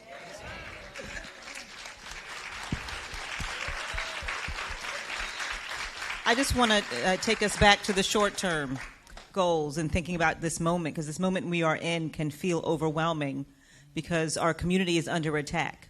All of the things that we value and hold dear are under attack. All of the work that you all have done is under attack. As you were talking about the infrastructure for civil rights, it is under attack by our elected officials. And it feels like there's nothing we can do about that. But we can, and the small victories are important. We certainly want to hold the line, defend everything that is important to us, and we will try and do that every single day. But delaying some of the harm, that can be a victory. Lessening the circle of harm, that can be a victory. Small wins are important, and we need to value those and fight for those, because those small wins will all come together, and eventually we will see that we were victorious because of the small wins came together. And I also want to talk about clarity. We are very clear that justice is about accountability. We are clear that justice is about ending segregation, but justice has to be so much more than that, and we have to get clarity on that. Justice is about being able to live with dignity. It's about having access to resources and opportunity. Justice is about investment in our communities. Justice is about repair of our communities. And we also have to have clarity of vision about how we're fighting for that as well. Thank you. Professor Carr says that we are in the midst of a demolition derby. Everything that Professor Gray Carr, always on Black Star Network, Roland Martin. And Dr. Carr says that right now, everything that was built up during the second Reconstruction is being subjected to this demolition that is taking place. And so it's so important for us to learn lessons as we connect those dots. When you all were talking about messaging, I almost shouted because of the fact that we talk about a political party that is always on message. Another party, we don't know what their message is. We also have to look at ourselves as a community and see, did we forget the lessons of this movement that started here, where they were always on message. Yes. Thank you, Bernice King, for reminding us of the mass meetings that took place so that the message was always clear. They were always on message, and in a day where the politics of gaslighting is always being utilized in order to mess with the minds and play on the ignorance of a constituency that does not read, that does not, and I'm not just talking about black folk, I'm talking about the fact that this is one of the most educated people in this country are black women. So I'm not talking about black folk alone. I'm talking about a country, an electorate that is subjected to the politics of gaslighting because of imputed ignorance, the lack of knowledge as it relates to civics and government and how they work, which Roland has already pointed out. And so being on message is so important. The second thing I want to say is I don't want us to underestimate the fact that Martin Luther King Jr. at the age of 26 years old gave leadership and became the voice of this movement because E.D. Nixon, Joanne Robinson had no problem with a millennial, no, not even millennial, a Gen Zer saying, I'm going to put you as the voice of this movement. You got to give Montgomery credit because they said this has to be multi-generational. It cannot be just all old folk, all young folk. It has to be multi-generational. And the generations came together and fueled a movement. And then here it is, Martin King Jr. Morehouse, Crozier, Boston University, theologically prepared to give leadership and articulate a theology of justice. Here's what kills me today, and that is you have some preachers who've been pushed by Trump to get into the movement now, but they don't have a theology of justice that gives substance to what it is they're trying to do. And so it's very important that we have a theology of justice. King in that speech, if we are wrong, then God Almighty is wrong. If we are wrong, then Jesus of Nazareth was some utopian thinker. He already had God theologically on the side of the fight for justice in this country.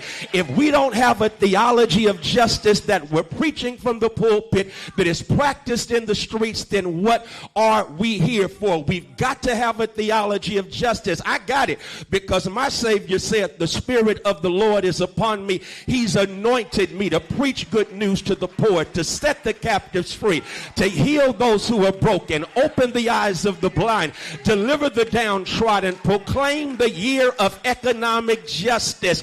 We've got to have a theology of justice in our churches as opposed to a plantation theology that emphasizes individualism as opposed to the good of the whole community. And that's when we shall overcome. Put your hands together for our first panel. Thank you so very much to our first panel. Give it up for Dr. Bernice King, Leon Hampton, Deborah Archer, Reverend Dr. Frederick Douglass Haynes III. Thank you so very much. Now, Deborah, is a photo or what is this? Okay, y'all taking a photo of the panel. So, folks, take seat. We got a second panel, trust me. It's going to be just as lit as the first one. Trust me. They're going to give you marching orders and everything.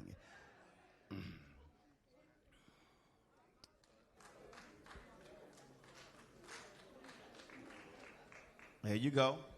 We got, all right, who's taking the photo? All right, you got everybody? All right. Where is he? Where is she? He? Where they at? Come on, bro. You got to move, bro. You got to be in place. Go on down there, right there. Here we go.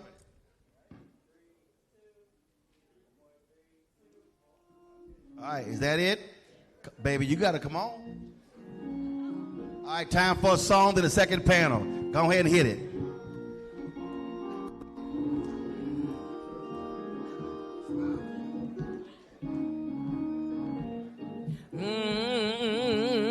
Now, Lord, don't move my mountain, but give me the strength to climb. And, Lord, don't take away my stumbling blocks, but lead me all around.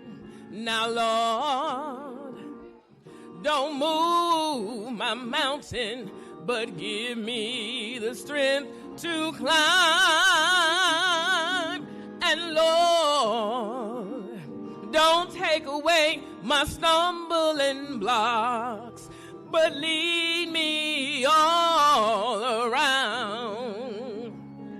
Lord, I don't bother nobody. I try to treat everybody the same, but every time I turn my back, they scandalize my name. Oh, Jesus, don't move my mountain, but give me the strength to climb. And Lord, don't take away my stumbling blocks, but lead me all around. Now when my folks would slay me, these things they would try to do, but Lord, don't touch them, but within their hearts Make them give their lives to you. Oh, Master, don't move my mountain, but give me the strength to climb. And Lord, don't take away my stumbling blocks, but lead me all around. Lord, I don't bother nobody. I try to treat everybody the same. But every single time I turn my back, they scandalize my name. Oh, Jesus, don't move my mountain, but give me the strength to climb. And Lord, don't take away my stumbling blocks, but lead me all around. Just lead me all around. Just lead me all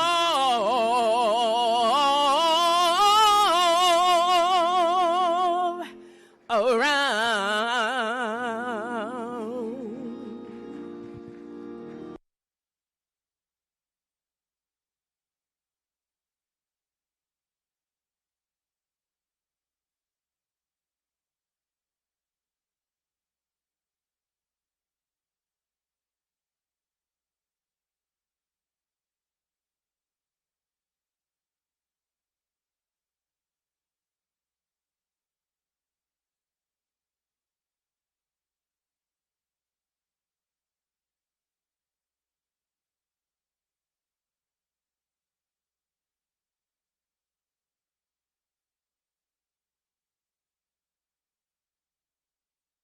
All right, folks. We often talk about the leaders and the work that they do. We talk about where they were men, they had wives. The women had husbands. We often forget, though, that they also had children. And it's very difficult when those of us praise them and salute them. But for those children, mom and daddy often were not home when they were growing up. So put your hands together for the daughter of Andrew Young, Andrea Young.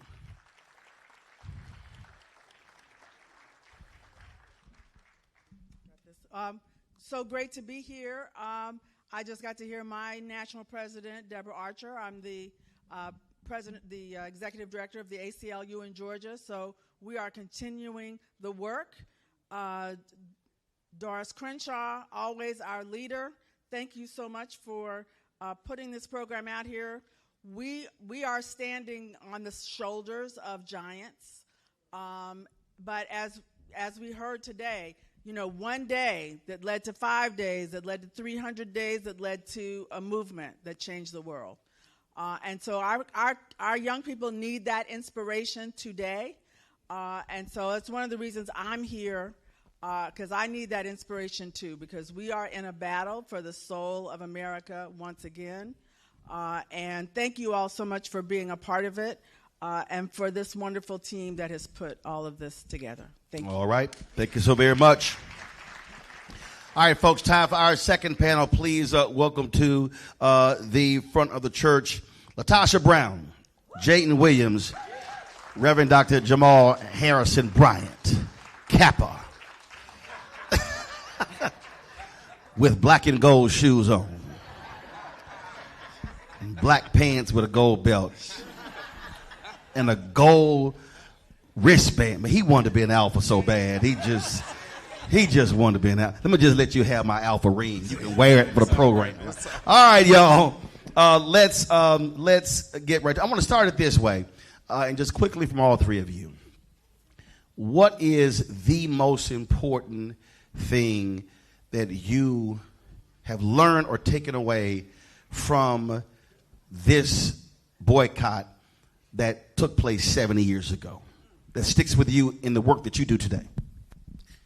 Walk with me, Lord, won't you walk with me? Walk with me, Lord, walk with me.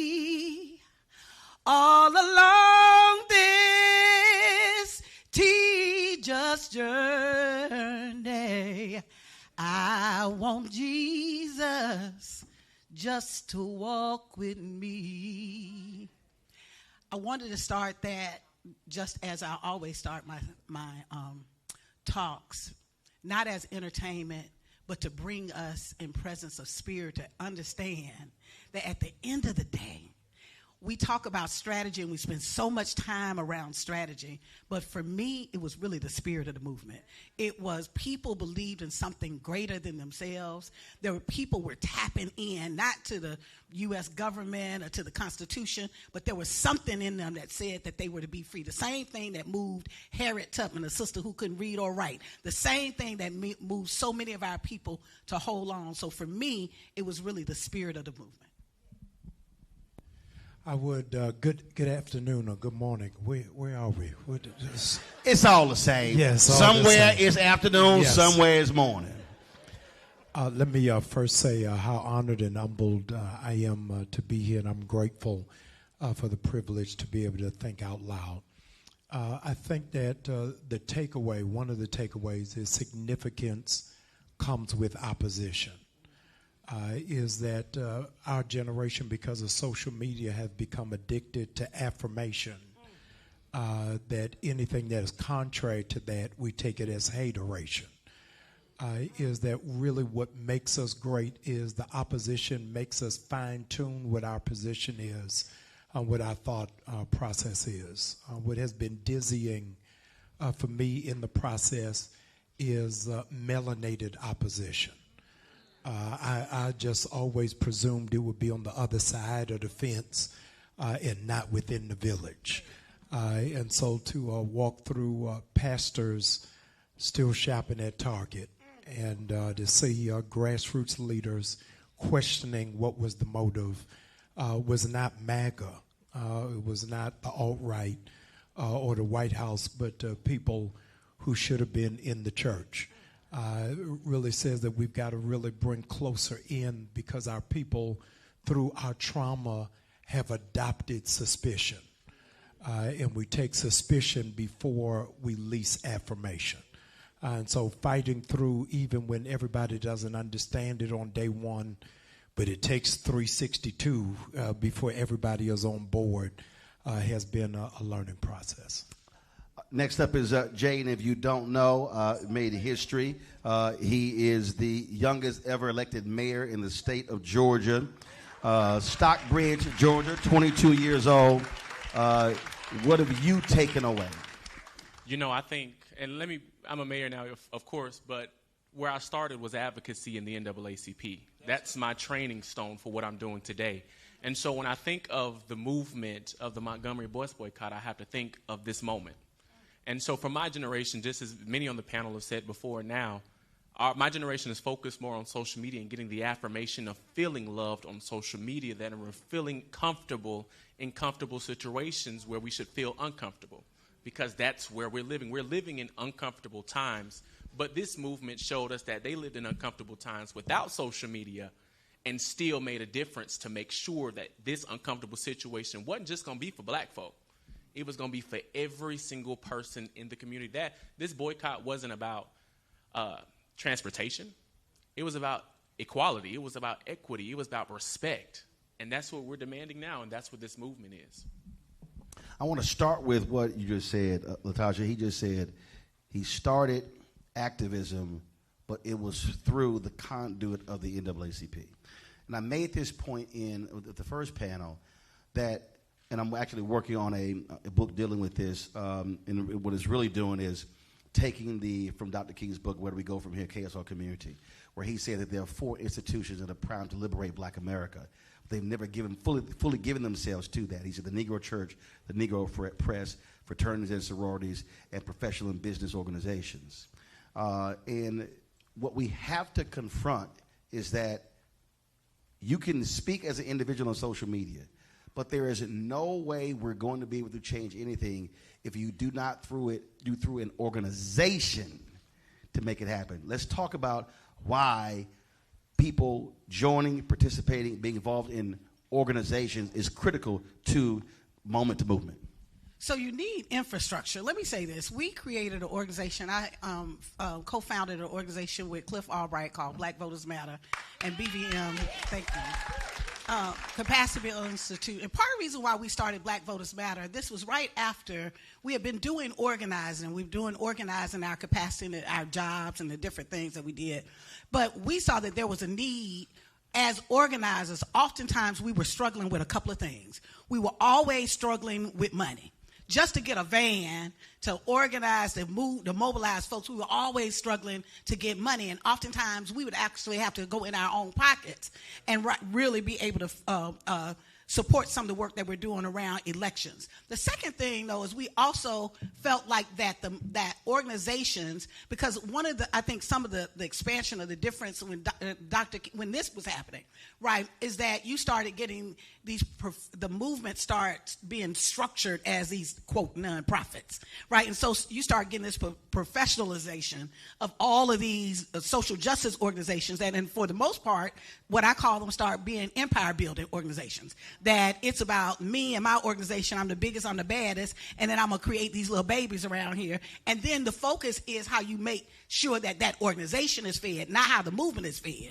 And so we intentionally wanted to create an organization that would help build out the ecosystem. That the second part is how do we create an organization that feeds and supports the ecosystem and not necessarily just feed ourselves. And then the third thing is we got frustrated with how black folks was talked about, particularly in the South, as if, oh, you're in this red state. There ain't no red state or blue state, it's people states, right? And at the end of the day, most of in the South, when you're looking at areas like Georgia wasn't a fluke, y'all, right? Georgia was organized, right? Alabama wasn't a fluke. We have to be organized. Organized people are organized power. And so those three things, that became the mission of our creating this organization. So the first thing we wanted to do is to create a fund, and we had no money, but we did organize, and we wanted to create a fund. And so over the last 9 years, we've been able to actually give checks, $53 million that we have invested directly into over 800 black grassroots groups.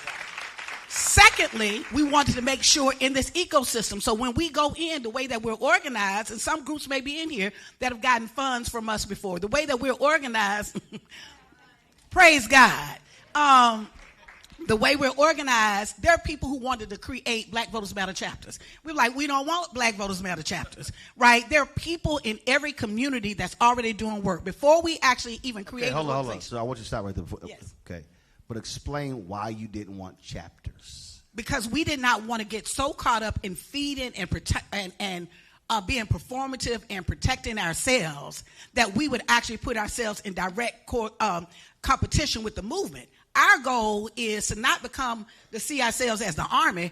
The way I see it is we like the special ops, right? We already got the soldiers. Like you calling your special op teams when you need some folks, when you need some reinforcement. So we were very clear to have a model that it wasn't about Black Voters Matter and we just take care of Black Voters Matter. It was about Black Voters Matter. How do we take care of the people on the front lines who are always fighting? Y'all know the folks that when something go down in your community, you know who to call. When something goes down, you know when there's a police shooting, y'all know the same sister or brother that shows up. So we wanted to create an organization to actually help gird and help those folks to build their capacity. And then even on terms of the media piece, we were very clear about we wanted to disrupt and this narrative that somehow black folk in the South didn't have any power, right? Or somehow that black people, that we were always contingent upon the benevolence of white folk, that if it wasn't about the benevolence of white Democrats in some way that we could not capture any power. And so in our organizing and creating the organization, it was really based on some of the model from the movement. We were both Cliff and I are students of the movement. Matter of fact, some of the folks who led the movement were mentors of ours, right? Or we had the opportunity to meet in both the Black Power struggle and in the Civil Rights movement. So for us, it was really, and I think even what we can learn in this moment is that you got to have infrastructure. And you got to have infrastructure and be able to support some of the things that, and this isn't about Black Voters Matter, this is about, I'm talking about strategy, right?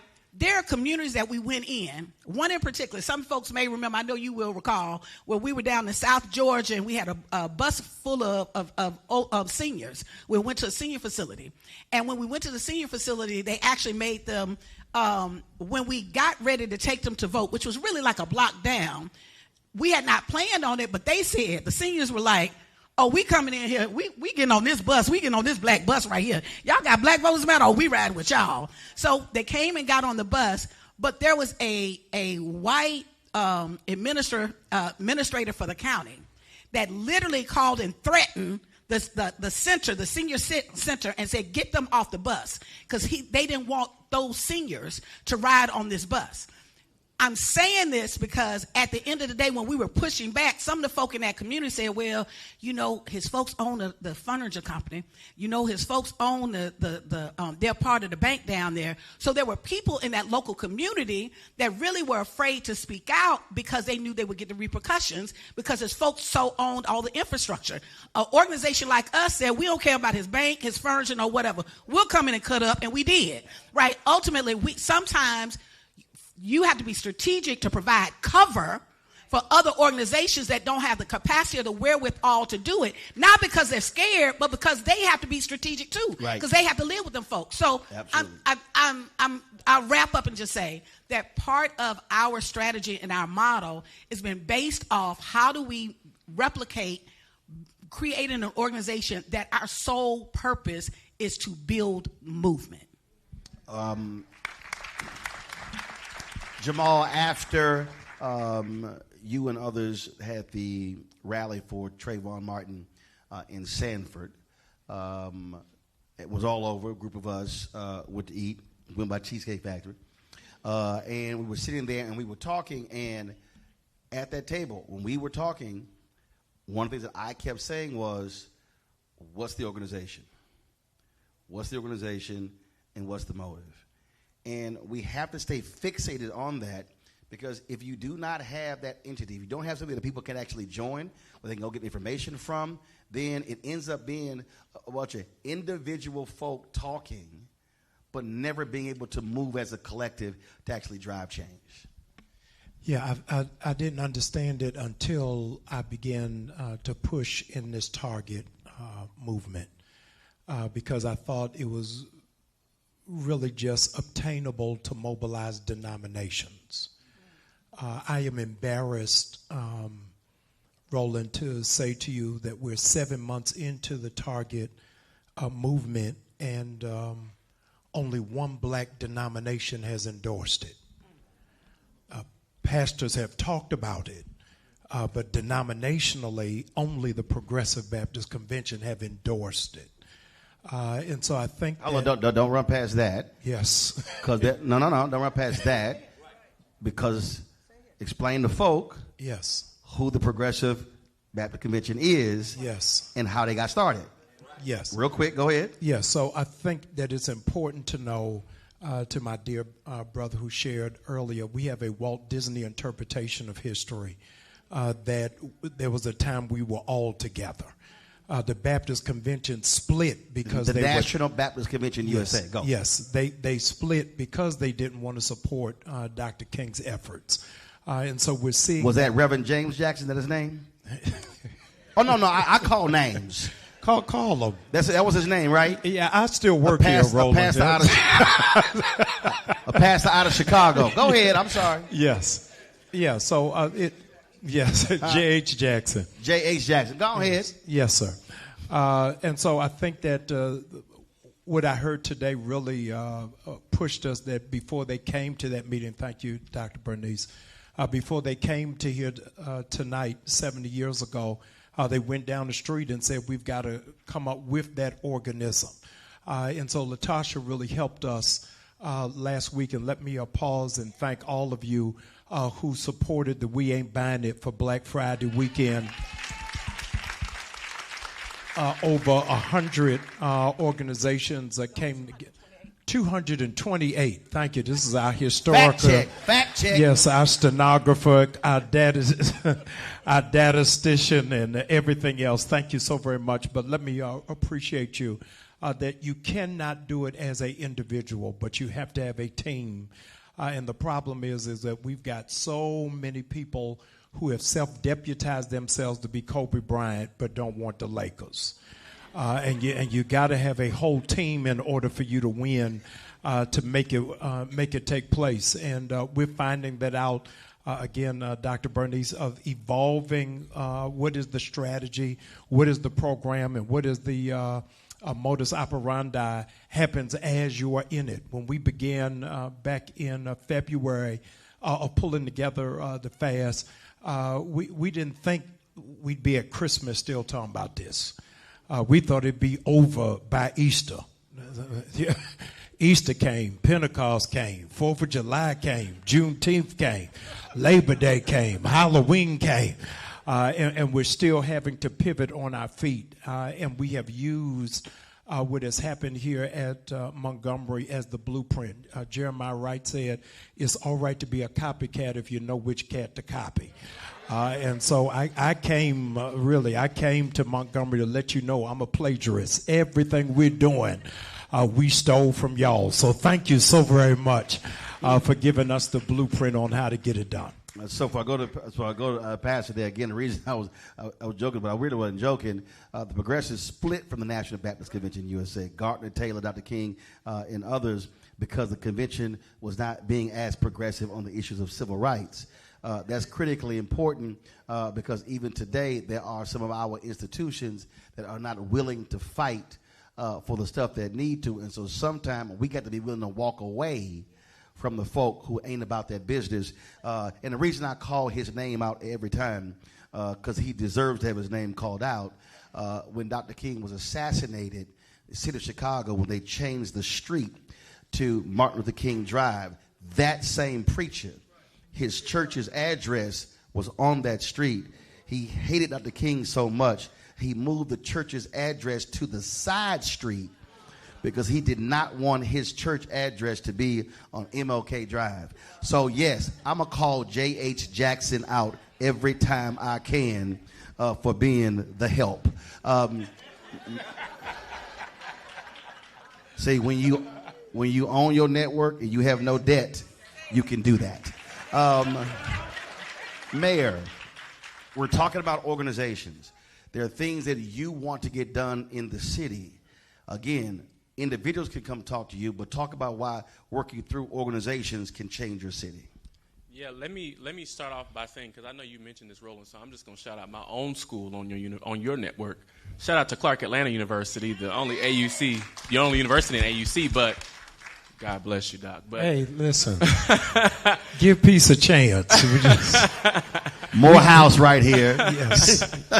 But just to go back to that, I had a conversation with Dr. Cole, who was the consolidating president of Atlanta University and Clark College right before he passed. I was a freshman in college. And he said, and I asked him. Last month. What? You're 22, I'm messing with you. Come on. Come on, man. Take a young joke. Just take it. Run with it.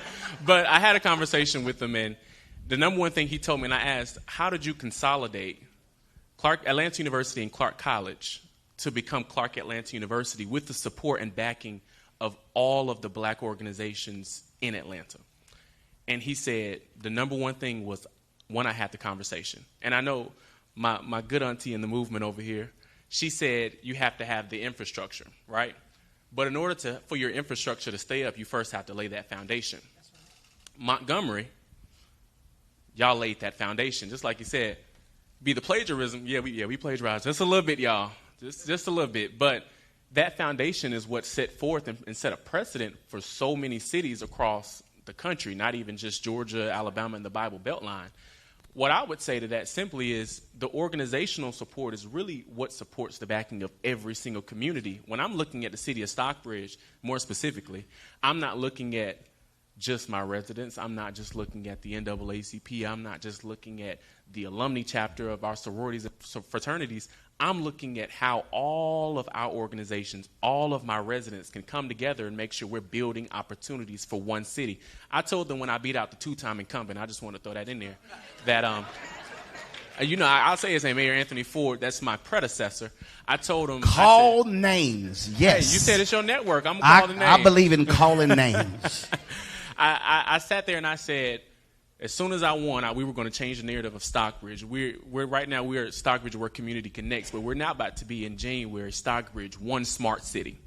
How can we combine our organizations, our community figures? For example, Daddy King, born and raised right there in Stockbridge. How can we combine that history and legacy, but also bring in new opportunities like AI technology and the next generation of advancement to building our organizational power?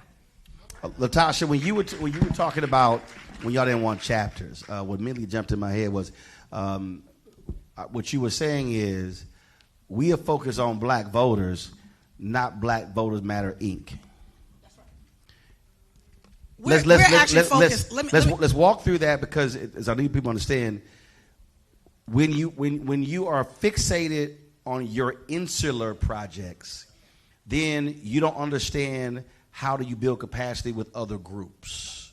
So let's further unpack that, because I think one of the issues, and literally I was just talking with my co-author yesterday, one of the greatest issues that I have with D9, including Alphas, I have with Prince Hall Mason, Eastern Star, Lynx, and all of our entities, is that we are so fixated on our insular business that literally if we walk outside of our meetings in our colors, those not in our organizations would not recognize who we are the moment we walked in because we're so focused on insular.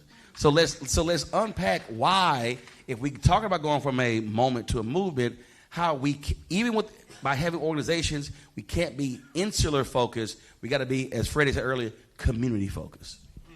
So let me say this: it's all by design, and I think we have to be clear about this. That at the end of the part of this whole explosion in the nonprofit industrial complex, that all of us is to create this frame that's one supposed to be to help you raise money so you get a tax write-off, but really at the foundation of that is for government control. We do recognize that, right? And so part of what winds up happening is we have got in this quagmire that to protect the institution, you actually will get disengaged with the actual movement that created the space for the institution to exist. Now, I'm saying that not because I love these institutions and work with these institutions and have funded and support and receive support, but there is a particular kind of strategy. We got to really be able to walk and chew gum at the same time. And so I'm going to use one example of what my brother Jamal talked about, and he can speak to it as well. This campaign got to give me this vision around how can we get folks, how can we get people to think about not just their political power, but to really think about their economic power? And I really want to lift up my brother Charles Walker that I see in the back, who has just been just relentless around. He runs the Black Wall Street project that he created in an excellent frame. Let's give that brother a hand. He's been supportive to us and supportive to the Target boycott as well.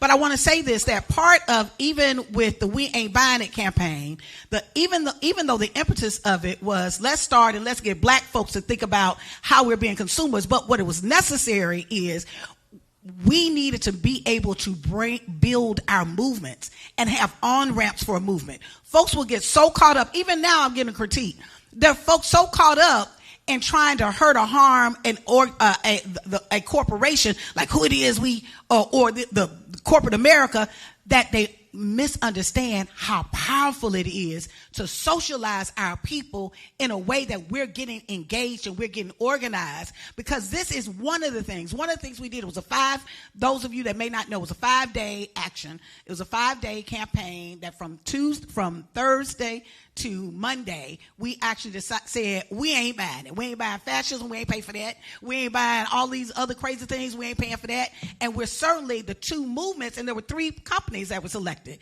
And I'll give a little history around that. Part Target, because we believe that what Target and what our leaders were leading with Target, that we should fall in line and support that. But we also saw it as an opportunity to expand that movement. So while it is black-led, we knew that we could actually, how could it, if we're bringing in labor movement, if we're bringing labor organizations, if we're bringing in grassroots groups, and as a result we had over 228 organizations to actually join that. In addition to that, how do we get the word out just to socialize folks? There were over 40 million engagements on social media and all throughout around that space. Folks were creating their own content because we also have to create movements that make them so irresistible that people want to be down. They want to be a part of it. They see themselves in it. Oftentimes, organizations, it's about me and can you get into me? Are you good enough to be playing with me? Instead of the reverse. He said, one of the things that you said Roland, is around, black voters opposed to black votes.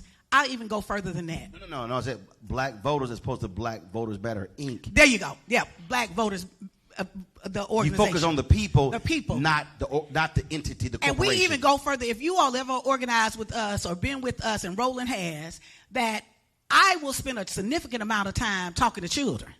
Right, and I remember a reporter asked me, why am I talking to children? They can't vote?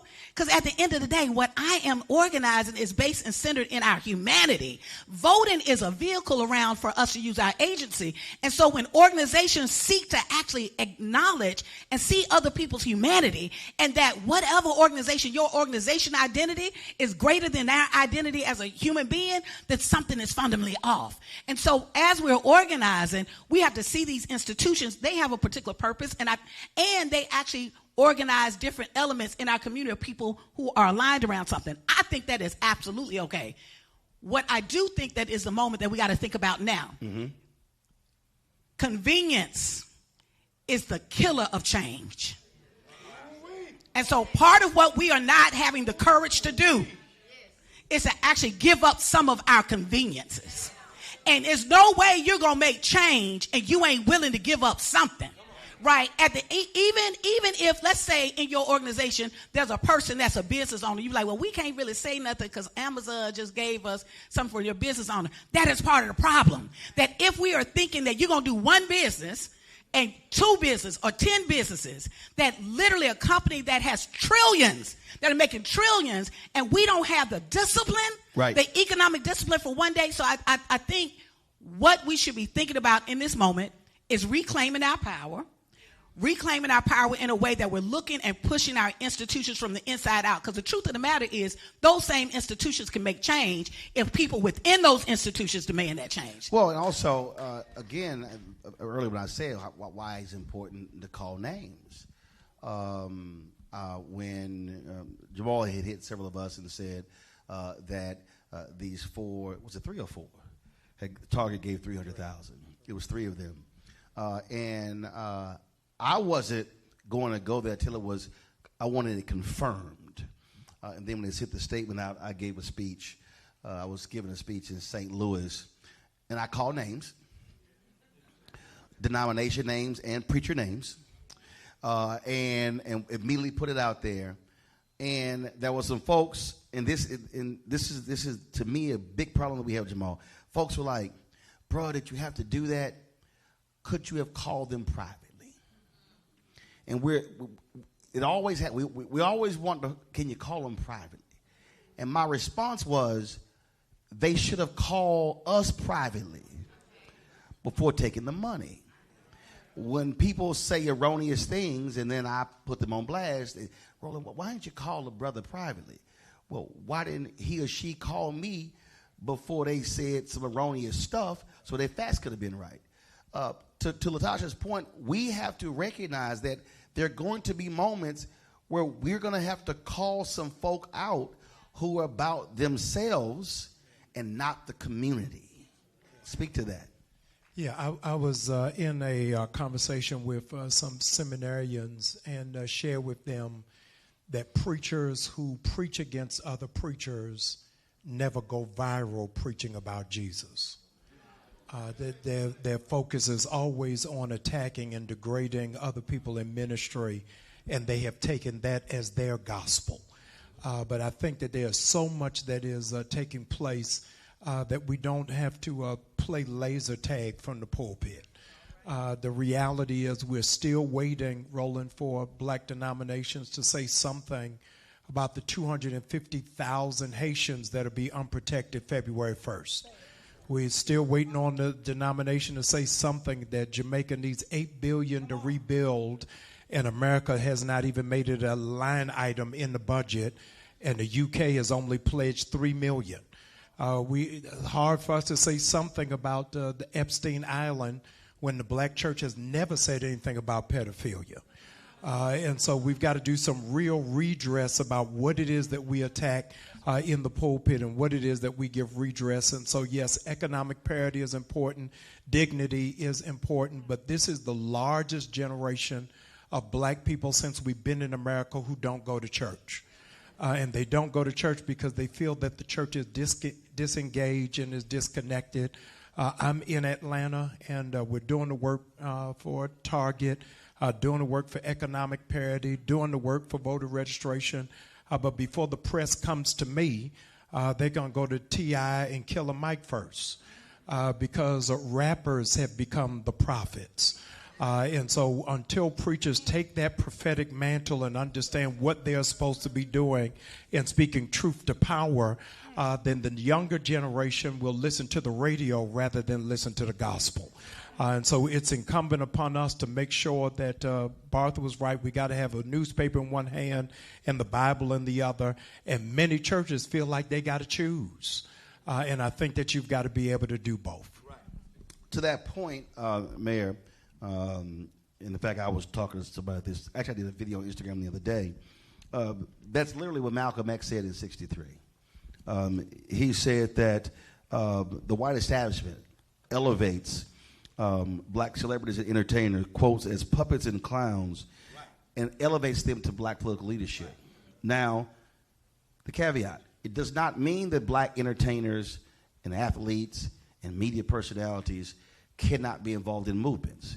Harry Belafonte, Dick Gregory, Ruby Dee, Ossie Davis, Sidney Poitier, Diane Carroll, they were all involved, but they were not leading the movement. Belafonte was older than MLK, and when I interviewed him, he said, no, I chose, after sitting with him in the basement for 5 hours in the church, to follow him. And so, to that point, it is critical that we have to be very mindful of the people who they choose to go to speak to our issues who are not fully informed. For you, how do you deal with that? People who may be saying things in the community who are not fully informed, but they want to elevate themselves as being leaders of the community. Yeah, that's good. I know. This ain't my first rodeo, Mayor. You know. I hadn't even put my hand on the Bible, and that's already a good question. But I can tell you for a fact just how we handle that, and even through the campaign, is that different portion of today's world has really affected the world of politics as well, because people are saying, well, why are these elected officials coming to the church? They don't come out to the club, because that's where they are. Let's be real. That's where the people are. The people are at the bars. They're at the clubs because we've now lost in what we call in today's world church hurt. But do you go to the club? No, I'm elected now. I don't do that. No. Hold up. Since we no. So hold up. See, hold up. If you don't know your history, now we might be at Holt Street, but Dr. King went to pool halls. Absolutely. And played pool and said, now that I beat you, you need to come to this mass meeting. And Go ahead. And look, and I'm glad you said that. They are literal, Bernice laughing, they are literal photos. Matter of fact, Zanona Clayton said, there were times when she said, Doc, we got to go. We got a meeting. And he was like, but I ain't finished with this pool game. But go ahead, Now look, Dr. King, don't let Roland fool you. I was on the campaign trail. I took that same tactic because the picture of Dr. King in the pulpit is in my campaign office. There you go. I was out there at the bars. Hey, listen, you see my shirt. I know you listening in the Glorilla right now, but hold this real quick. Hold my card. That's how I got it out. But let me tell you, that is the overall arching moment of how to get people today. We've understand, again, since I got cut off by Roland, man, church hurt has really affected my generation. Gen Z, millennials, they always say, and it may not even be church hurt. It'll be church hurt from their mama and them. They just don't want to go back to church, right? And so we now have to figure out how to get the next generation back into the church, one, back into believing that I can do all things through Christ that strengthen me. But two, you don't have to go to church to know everything. You just have to simply open your ears and read the facts. That's what we forget, and that's the part that we don't focus on, is if we actually look up what we're looking at rather than just hearing it from one person, there'll be a difference in our culturalistic look of how we're moving in the community. One of the things that I was really mad about, and I speak on it just because I'm on your network, is the other day at the United Nations, the orange man at the White House brought Nicki Minaj. The twice impeached, criminally convicted felon con man. Yeah, name it out. Everything I said was factual. Well, yeah. Go ahead. But he brought one of our cultural pop stars to the United Nations, Nicki Minaj. And that wasn't anything but a ploy to get young folk to see what he's doing is good for the community, which it wasn't, because she didn't go up there and say, hey, welcome to our president. He brought her that shit. He had some tweets about Christians who are being persecuted in Nigeria, and she was speaking on that, and that's what that was about. And she didn't speak to the United Nations. She held a news conference, and it was an 8-minute deal. She spoke for about 5 minutes. That's what it was, but go ahead. But I say it in the way that I said it because the look at it from our perspective with a young person is that she went to the United Nations. She spoke on behalf of us as Americans, black Americans specifically, to support something that was completely misinterpreted and misunderstood on our standpoint. And that takes me back to my point of talking about information, looking up the information and knowing for yourself and not just hearing it from social media and what we make in our pop stars and celebrities into now political figures. Well, but when you look it up, know what you're looking up in the credible sources. You just said something about in terms of folk trying to figure out how to get young folks back to church. Jamal, I was speaking to a denominational group in Maryland, and when I walked them through, I said, you're busy trying to get people to come to church, but if you actually do the work, then you don't have to figure that out. And I said to them, if you created a 0.10 radius around your church, and then you sent your members out and went door to door to do an assessment of, first, how many people are in these houses who are under 18 in school. And if you said we're going to offer free tutorials after school in our church, and you get the retired teachers in your church to actually do it, and if you had, say, fine, give me 2 teachers a day, 5 days a week, and I said, you don't have to ask anybody's permission. And there was so many pastors who said, that never, ever even occurred to me. And I said, now imagine if you went door to door and said, we got a free tutorial, how many of those folk would say, that's what that church is doing? I might go there on Sunday. If churches do the work, the folk will show up.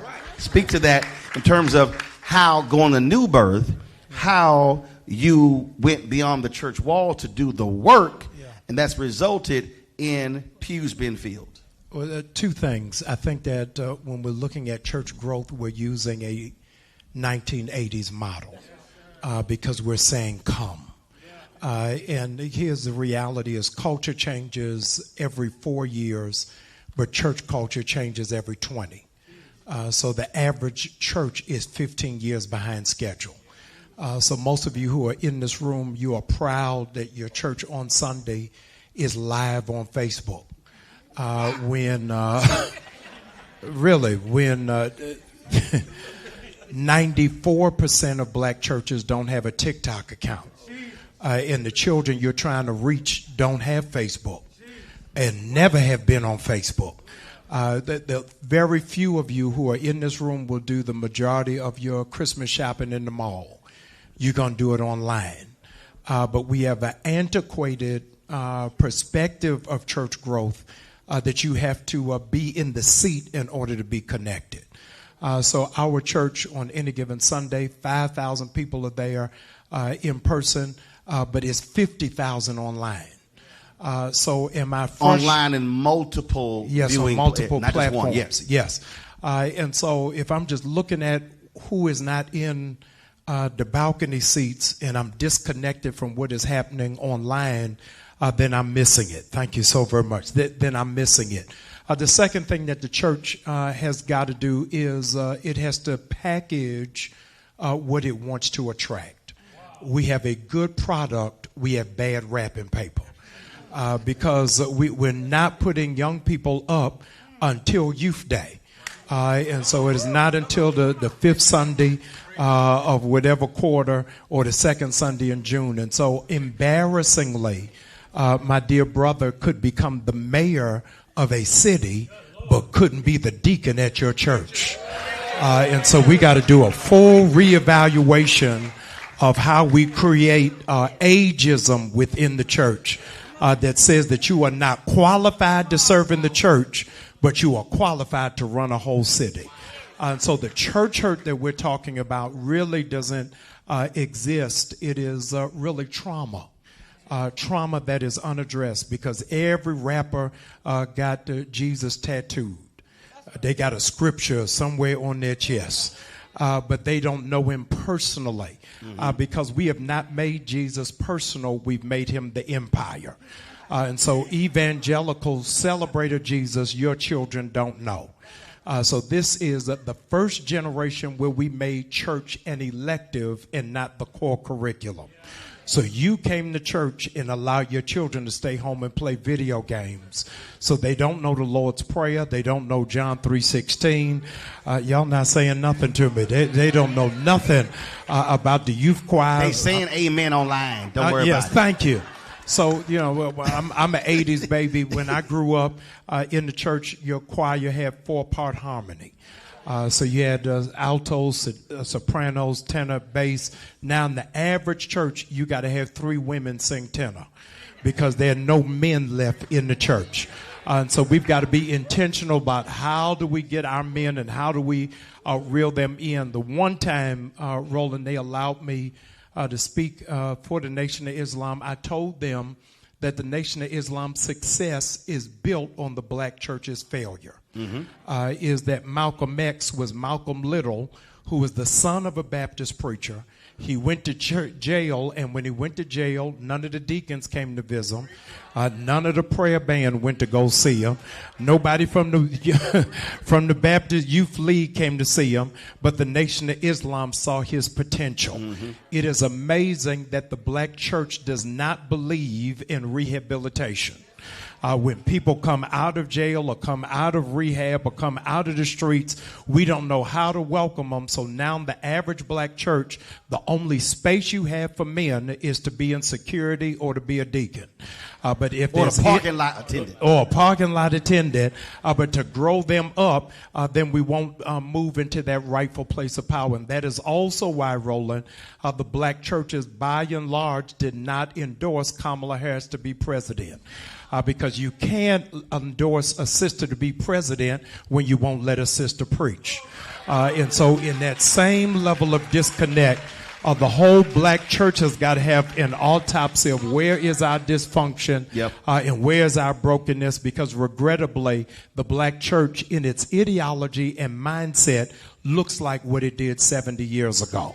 And so the black church, like many of our historic organizations, are now museums and they are not movements. And so it is very important that we recalibrate where it is that we are for 2025 and 2026 so that we have a focus. I would be negligent and reckless because you always ask, Roland, what is the ask? What are we asking for the midterm elections? How are we going to clone this mayor for people who are going to run in this next election cycle? Because this is the oldest leadership black America has ever seen. I'm 53 years old, and at 53, for y'all to call me a young leader is disrespectful for this generation that's coming through. And so we've got to prepare a whole nother group who will become the mayors, who will become the presidents of the colleges, who will become city council, and to become pastors. And the reason why the line is backed up and why the pipes are clogged is because we do not know succession, we only know assassination. So we got to figure out how to shift the leadership paradigm so another generation can come through and not walk away from the churches who have become just as antiquated as our historic civil rights organizations. Absolutely. Before I go to Latasha, put a point in that leadership also has to be willing to listen, meaning pastoral leadership. So Jamal leaves Baltimore. He goes to New Birth, and first Sunday He's there. And he's preaching. And I'm watching the broadcast, and I'm like, bro, why your camera's not calibrated? The lower third graphic is jacked up. Now I'm texting him notes, he in the pulpit. Jamal like, I don't know what you talking about, but it's going to be fixed by next week. So we go to the church. This is during COVID. They had the outdoor rallies, and we're sitting there doing a live broadcast, and we're sitting there, and I'm flying a drone, and Jamal's sitting there like, I'm going to need y'all to get a drone next week. And so his film crew came to me. They said, could you please stop doing new stuff?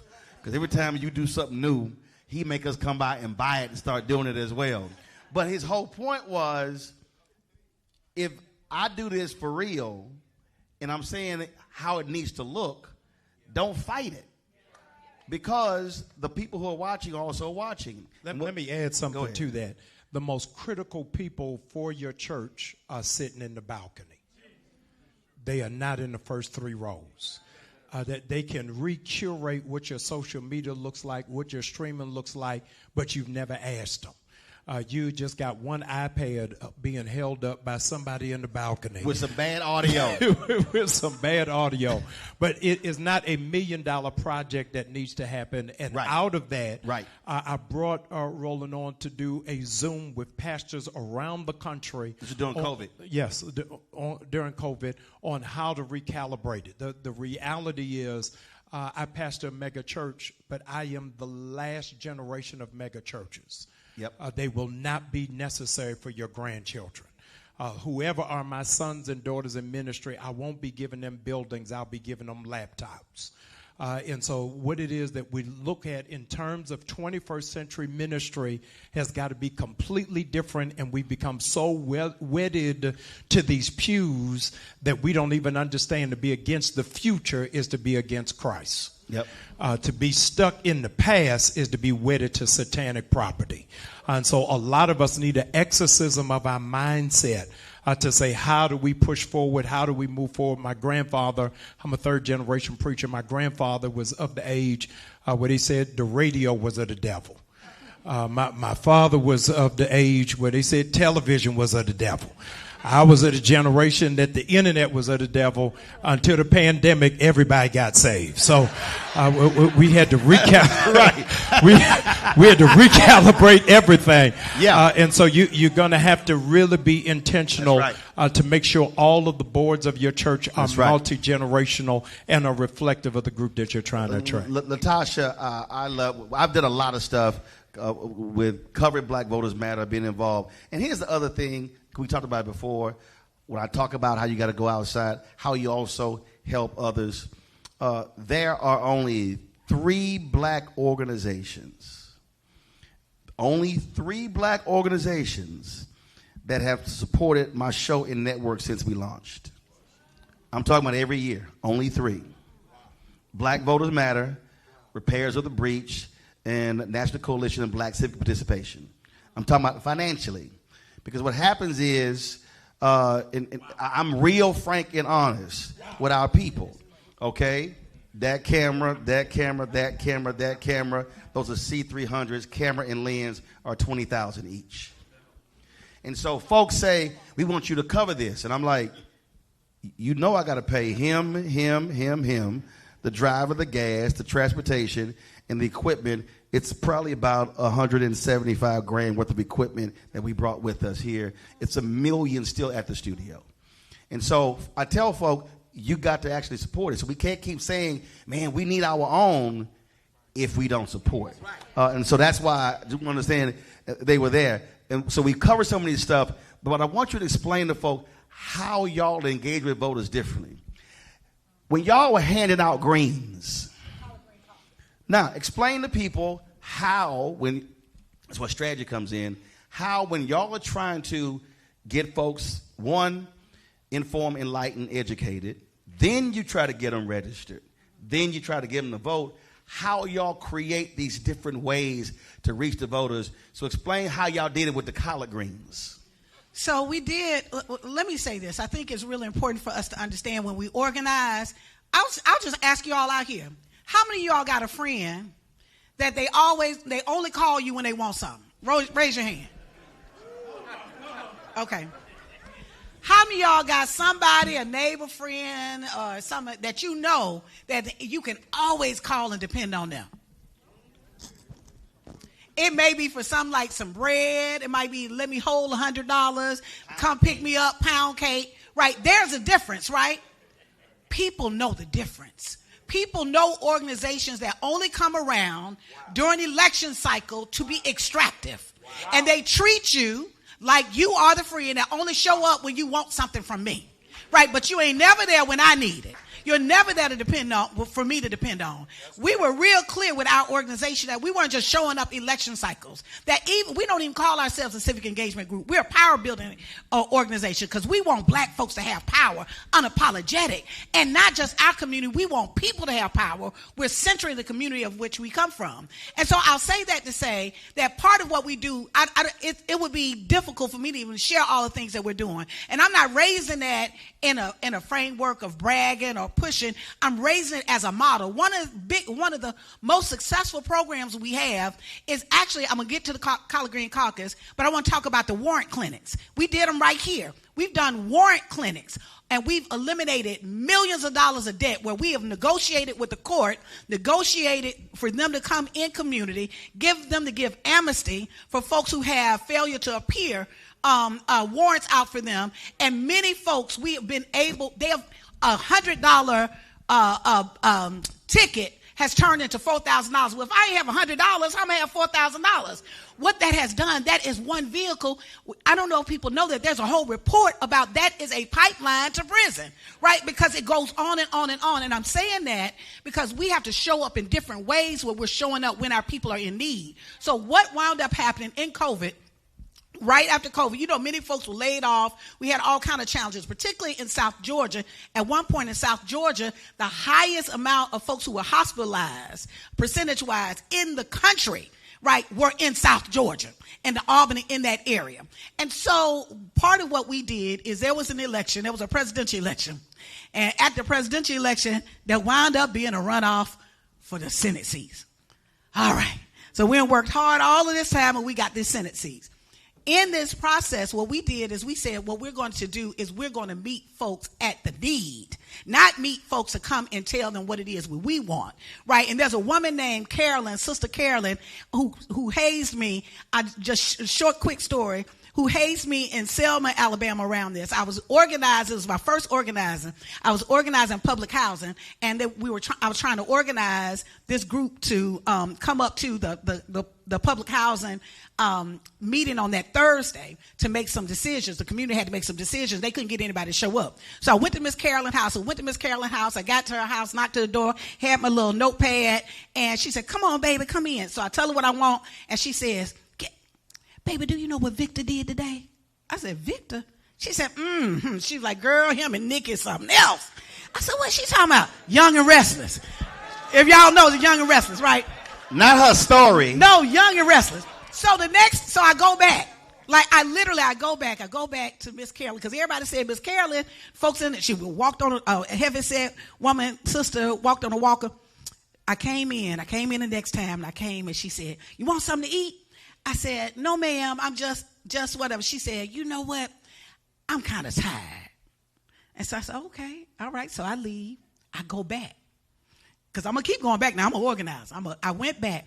I go back the next time. Once again, she want to tell me, "Let me tell you what Miss Chancellor did today."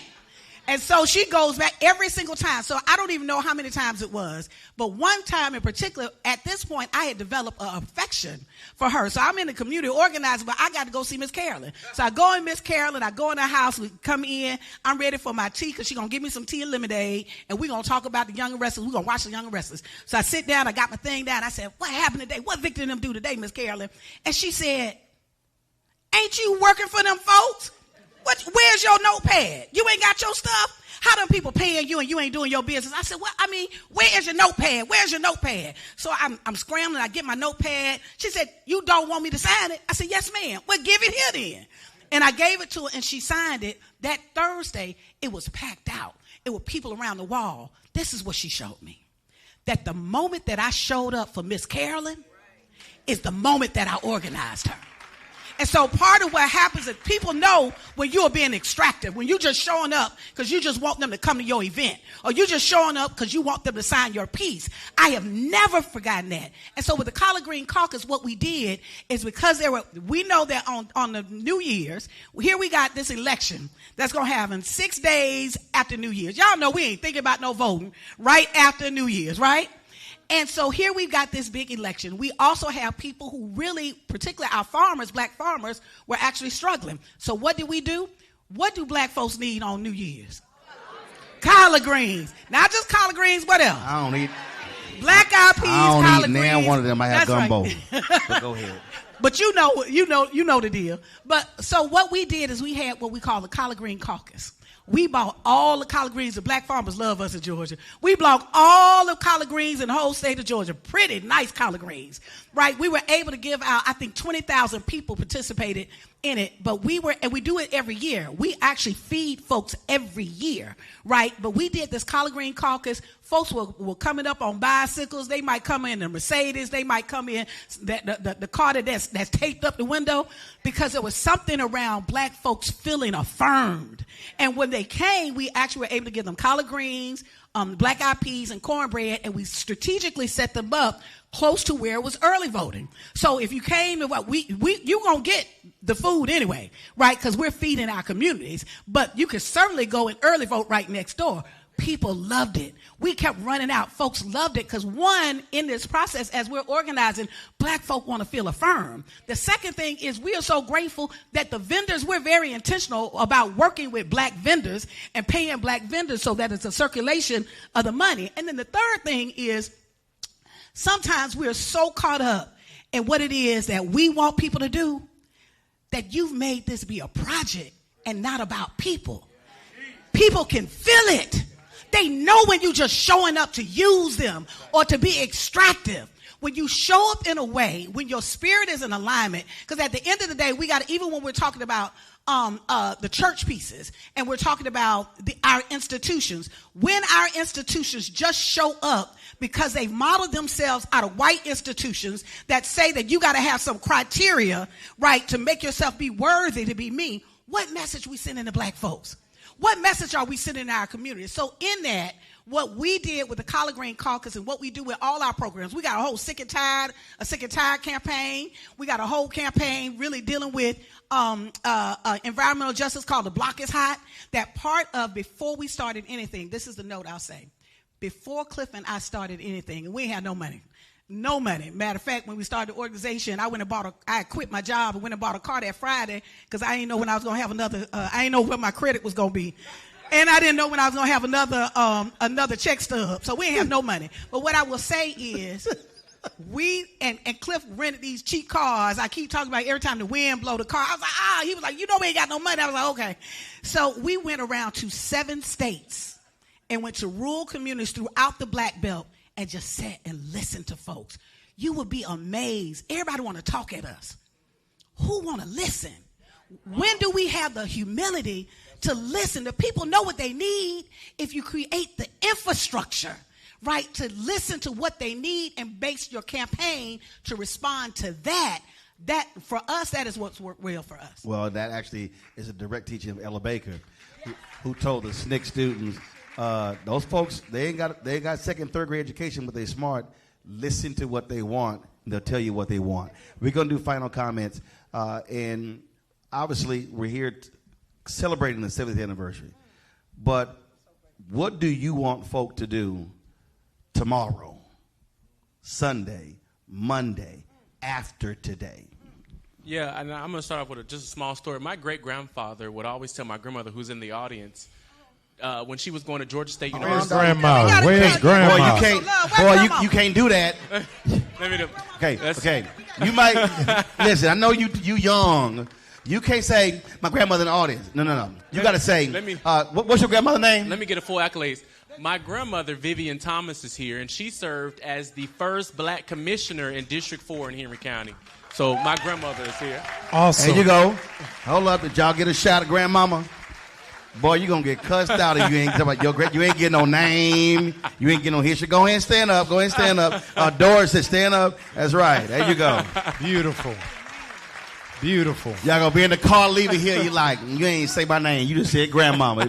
Man, you better do that thing right. You married? You see, let me tell you. You married? No, but he Let not me letting explain me get something to to you. my When story. you get married, you better do the exact same thing. Don't just say, Look. hey, that's the person I'm with. Go ahead, finish your You didn't story. let me get to my story. I'm a storyteller. I got to build You got a up to it. storyteller, but your grandmother going to cuss you out later just saying, my grandmama's sitting here. Man, you better say a name. My great-grandfather would always tell her never to stop in Henry County because of the racial tension that was in that community, going to Georgia State. She ended up becoming the first black female commissioner in District 4.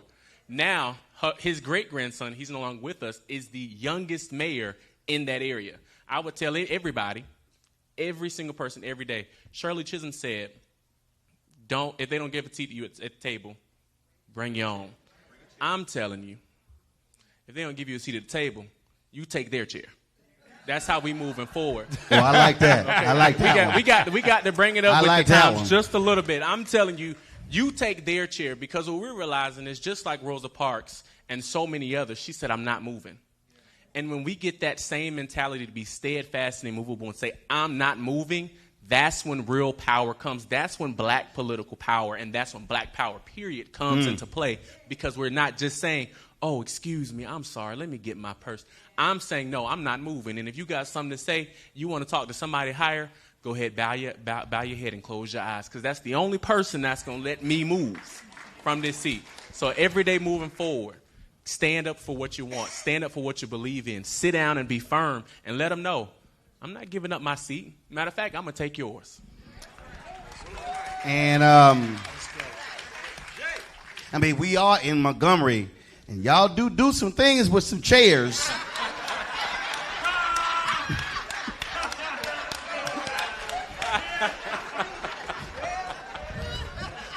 I don't forget nothing.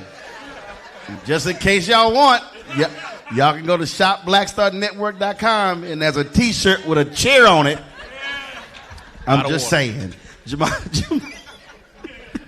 I'm an 80s baby, and when I was coming up, the first lady was Nancy Reagan, and she had a campaign that said, just say no to drugs. And when she did that campaign, drug usage for teenagers went up by 82%. The principle, Latasha, is you can't tell people what not to do without telling them what to do.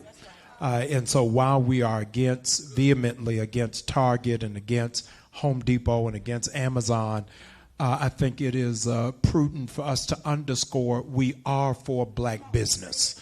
And so it's so important that we support black entrepreneurs and really enlarge our ecosystem of supporting each other. This weekend, while we were not buying it, we were buying, we ain't buying it. We were buying from black businesses all over the country. We have the 5 churches did black bazaars this weekend that housed and held 100 businesses at their churches. We had it at our church in Atlanta, and 4,000 people came up. And almost every vendor sold out of their product.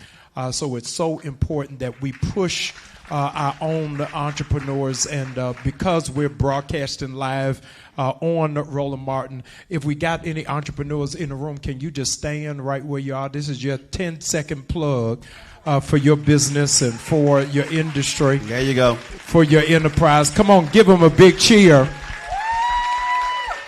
So I would challenge everybody, make sure you support a black business over this holiday season. Latasha, final comment. So in that same spirit, black folks control $1.7 trillion annually in consumerism. Just consumer dollars, right? Here it is, we have the opportunity to use not only leverage our political, but to leverage our economic power. But I do want to say this, I think it's going to have to be a shift in paradigm. How many of you all have really thought about what America would look like? I always do this exercise, but I don't have enough time. What would this nation look like without racism? How many of you all really ever thought about that? right? And I usually ask that question no matter where I go. The majority, 99% of the folk, 99.9% of folks have never asked themselves that question. And if we're not envisioning a world without racism, we will never create that. That means that we've resigned ourselves as if in some ways racism is legitimate. And so in order for it to shift, we're going to have to shift the way we see things. We're going to have to shift from seeing ourselves as citizens of this nation and start thinking and seeing ourselves as founders of the America that we desire, we want. And that means that you got to move like a nation builder. That means that you got to use your $1.7 trillion not to support the folks that are actually trying to take food from your table, but we've got to redirect our resources. Those brothers and sisters that just stood in, yes, it is more convenient to go Amazon. Amazon is at my house.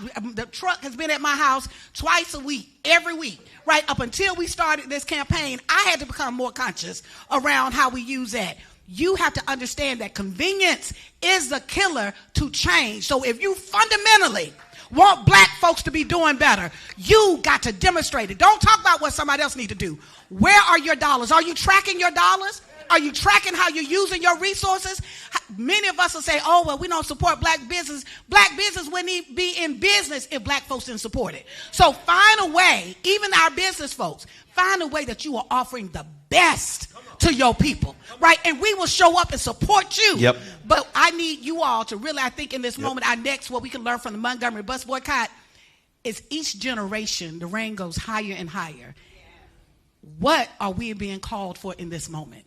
And so with what we're seeing right now, we have a calling in this moment to do not just as they did in the Montgomery Bus Boycott, but we're supposed to be taking this thing to the next level. My final comment is this.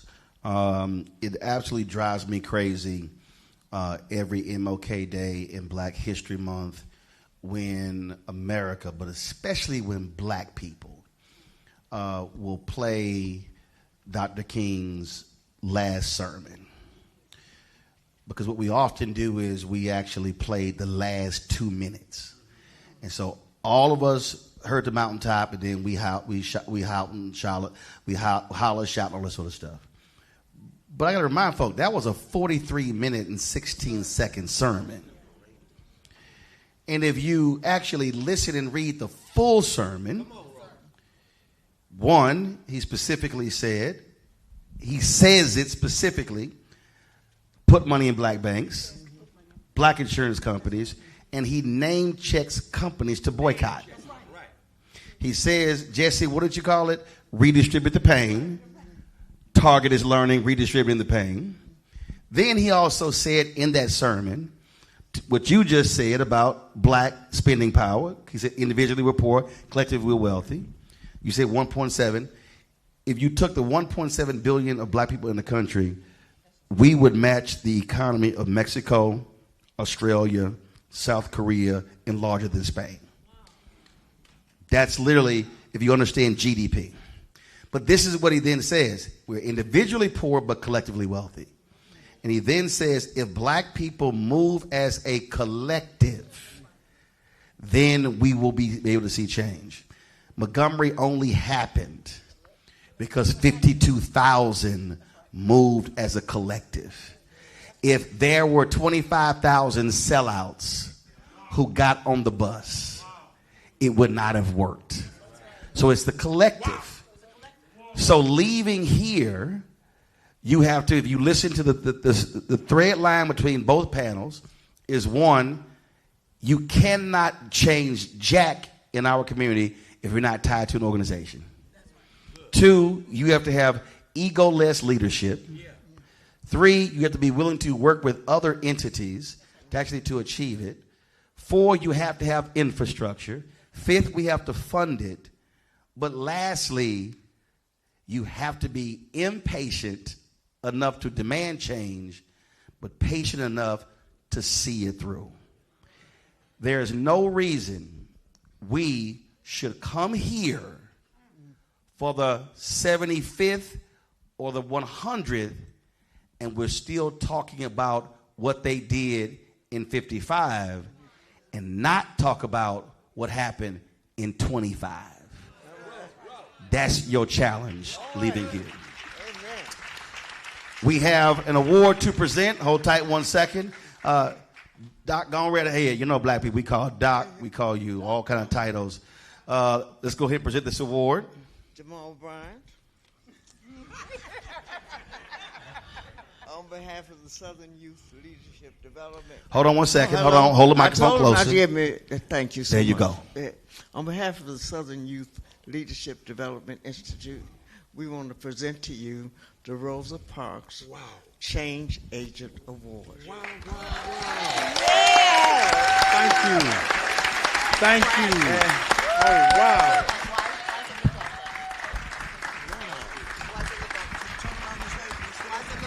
Where's it in front of Rosa Parks' image is in front of them.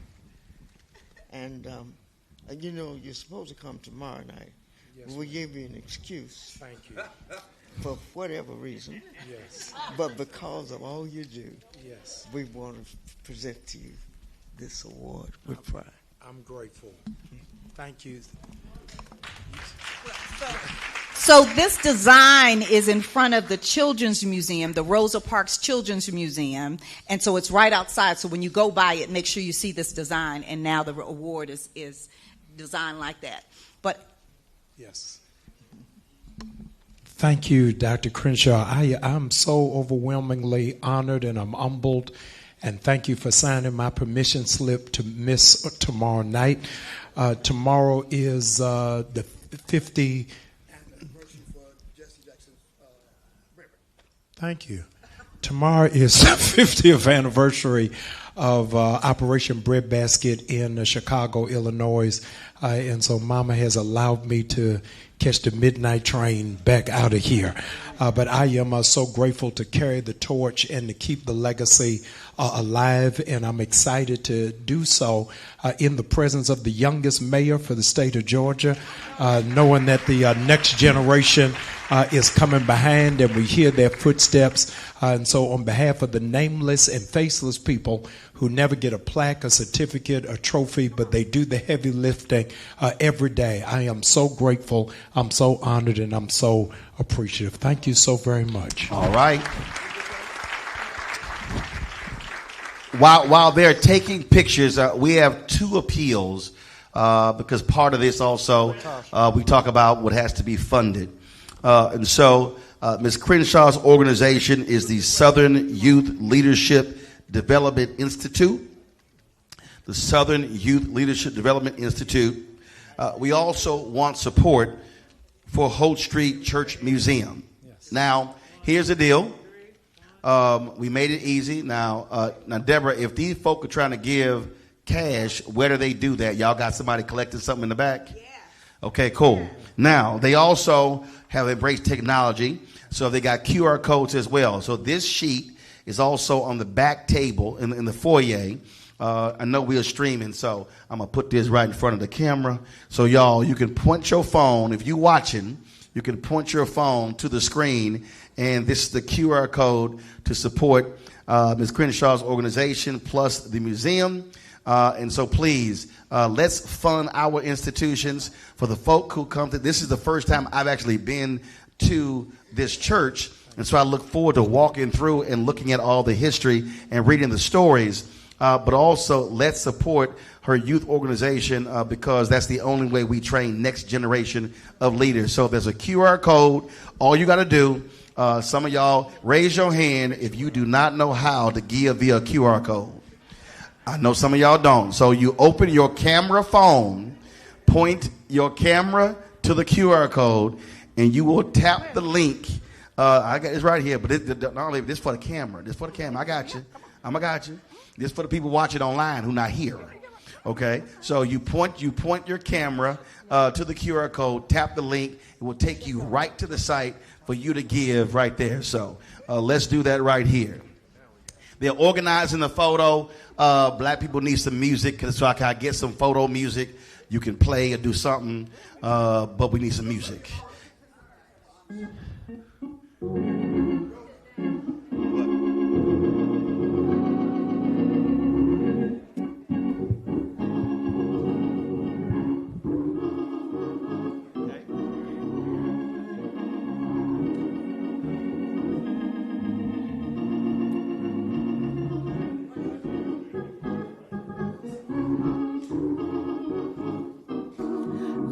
like a ship that's tossed and driven,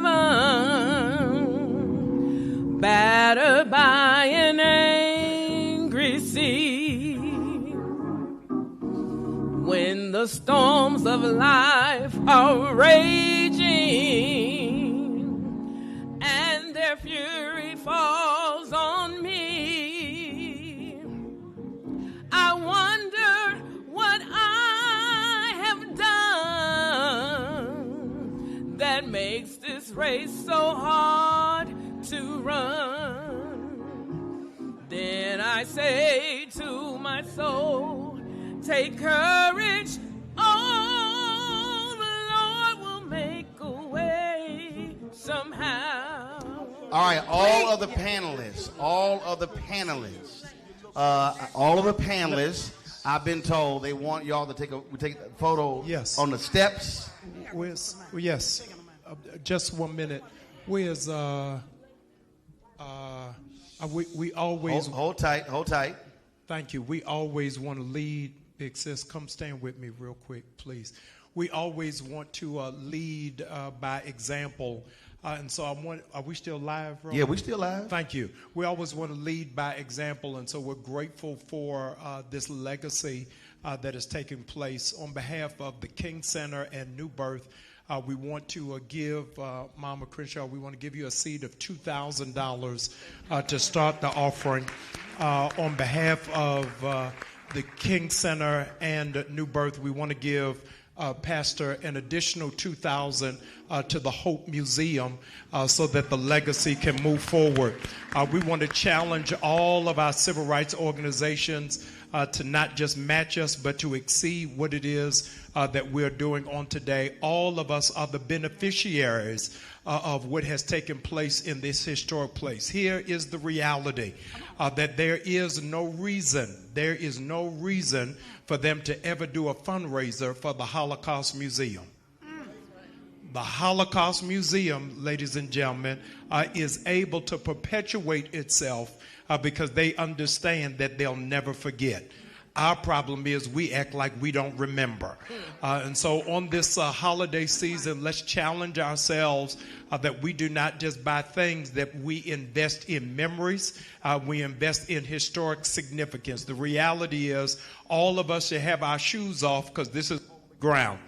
This is a critical place in history, and so I'm honored to stand with the King Center and with New Birth. Thank you. Latasha, standing beside me, is also going to match what we're doing and is giving a seed of $2,500. Southern Black Girls don't give $2,000. Southern Black Girls is now giving $2,000. Y'all not clapping good. Come on. This is a Baptist church. Y'all acting Presbyterian. Come on now. Episcopalian. And so we want to challenge those of you who are online, if you will please stand with us, stand with this historic and significant moment in history. The reality is we should be moving forward, so this is a distant memory. How embarrassed should we all be that 70 years later we still have to boycott Target? After what was happened 70 years ago, this should be unnecessary. But let's invest and let's make a contribution so your grandchildren won't have to come 70 years later to perpetuate the fight and the mission. They'll only have to remember it. I'm excited about it. If you're going to give today, would you give a big cheer right now? Come on, give a big cheer. Y'all can do better than that. Give a big cheer. So all the panelists up here, was everybody? They're still here. All right, so we're gonna let's get a couple over here. Shift this direction. Yes. We're a little loaded on that side. Y'all know this one of them old time Jet magazine photos, like 30 folk in the photo. That's right, shoulder to shoulder. All right, so we got the photographer in the center right here. Gotcha. All right, so here's the deal. If y'all want to give cash, we're gonna pass this plate. So pass it down that. Y'all know how to work a plate. Down that way, next aisle, up and back around. Okay, here we go. Photographers in the center. Eyes right here.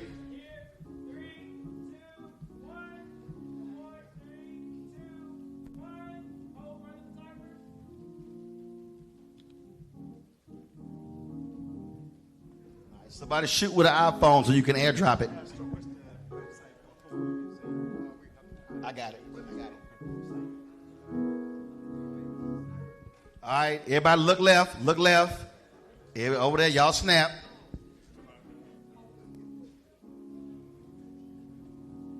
Okay, everybody look right. Look right. Last time, look in the center. If you ain't got it, that is not our problem.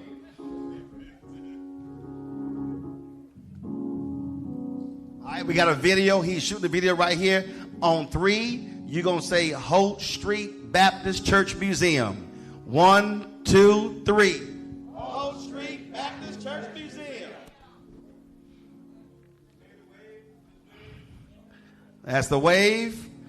All right, we're going to close this out with a prayer. Who's going to do this thing? Pastor, go ahead. Handle your business. Okay, hold up. You know how we take those pictures outside the front of the church? Yes. That's what we want people to do, is to go outside. Okay, hold up. Which people? Everybody. Okay, y'all. Okay. Filling out the church, just like they did back in the day. Oh, you want a photo of people standing in front outside? In front of the church. Okay, so you want everybody here just to walk out the door? Walk out them doors. Take a photo. Yes, Okay, got it. All right. After he say the prayer, the benediction. Lord, we thank you for this day. We thank you for the privilege of gathering in your house. We thank you for those who have shared their thoughts about the history of this church and the history of this movement. We pray that you will continue to bless us, strengthen and guide us. Let us continue to work toward the freedom of all men. And let everybody know that we all feel we are created equal. In the name of Jesus we pray. Amen. All right, so we're going to walk out this door, but on behalf of Southern Youth Leadership Development Incorporated Institute, we want to thank you for coming out, all the panelists. Give them a round of applause. They were wonderful. And Roland Martin, unfiltered. Yes. All right, we're going right out there to take the photos.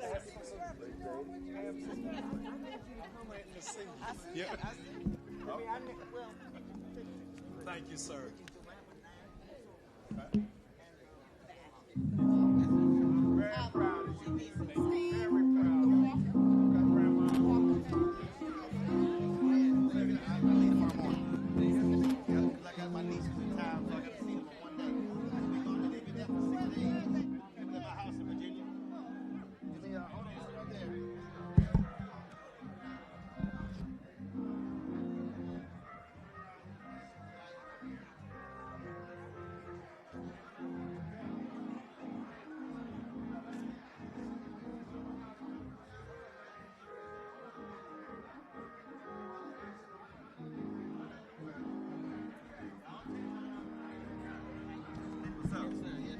Give me 1 second. I want to give you this. Yeah.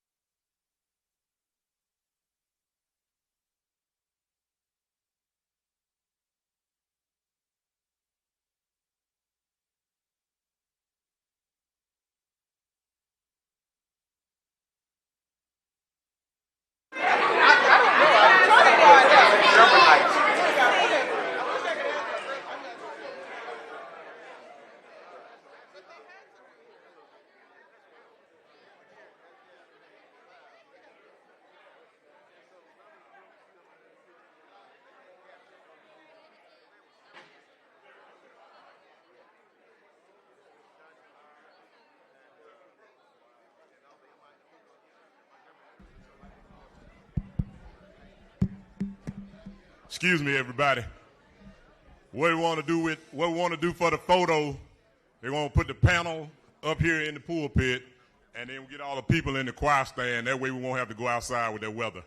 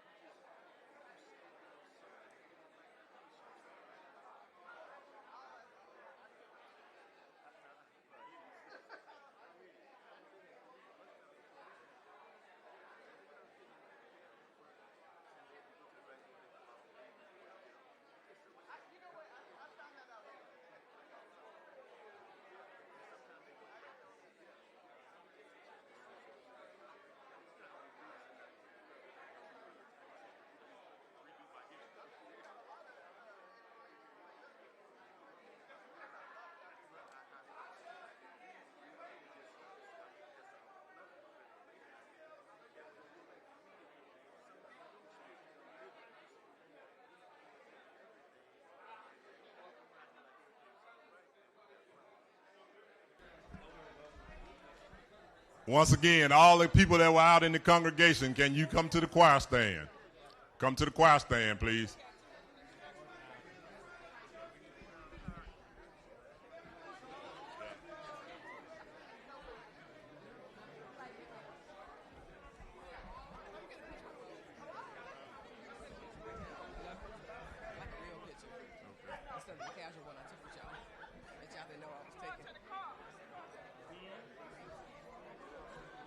You can access the choir stand on each side, go up the steps.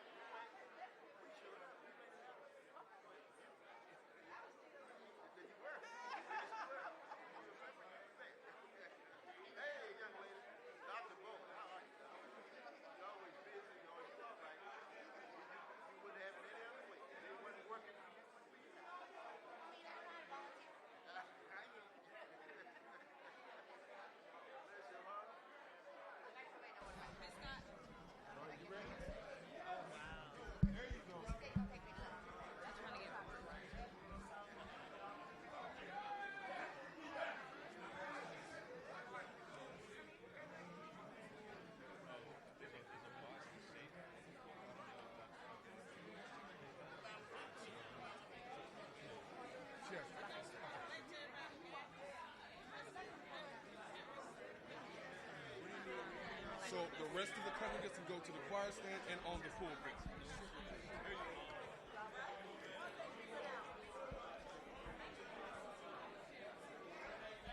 Hello, if you're a part of the congregation, can I have you back here in the choir section? And if there's not enough room, we have this section back here as well, okay? You guys can make your way up to the front.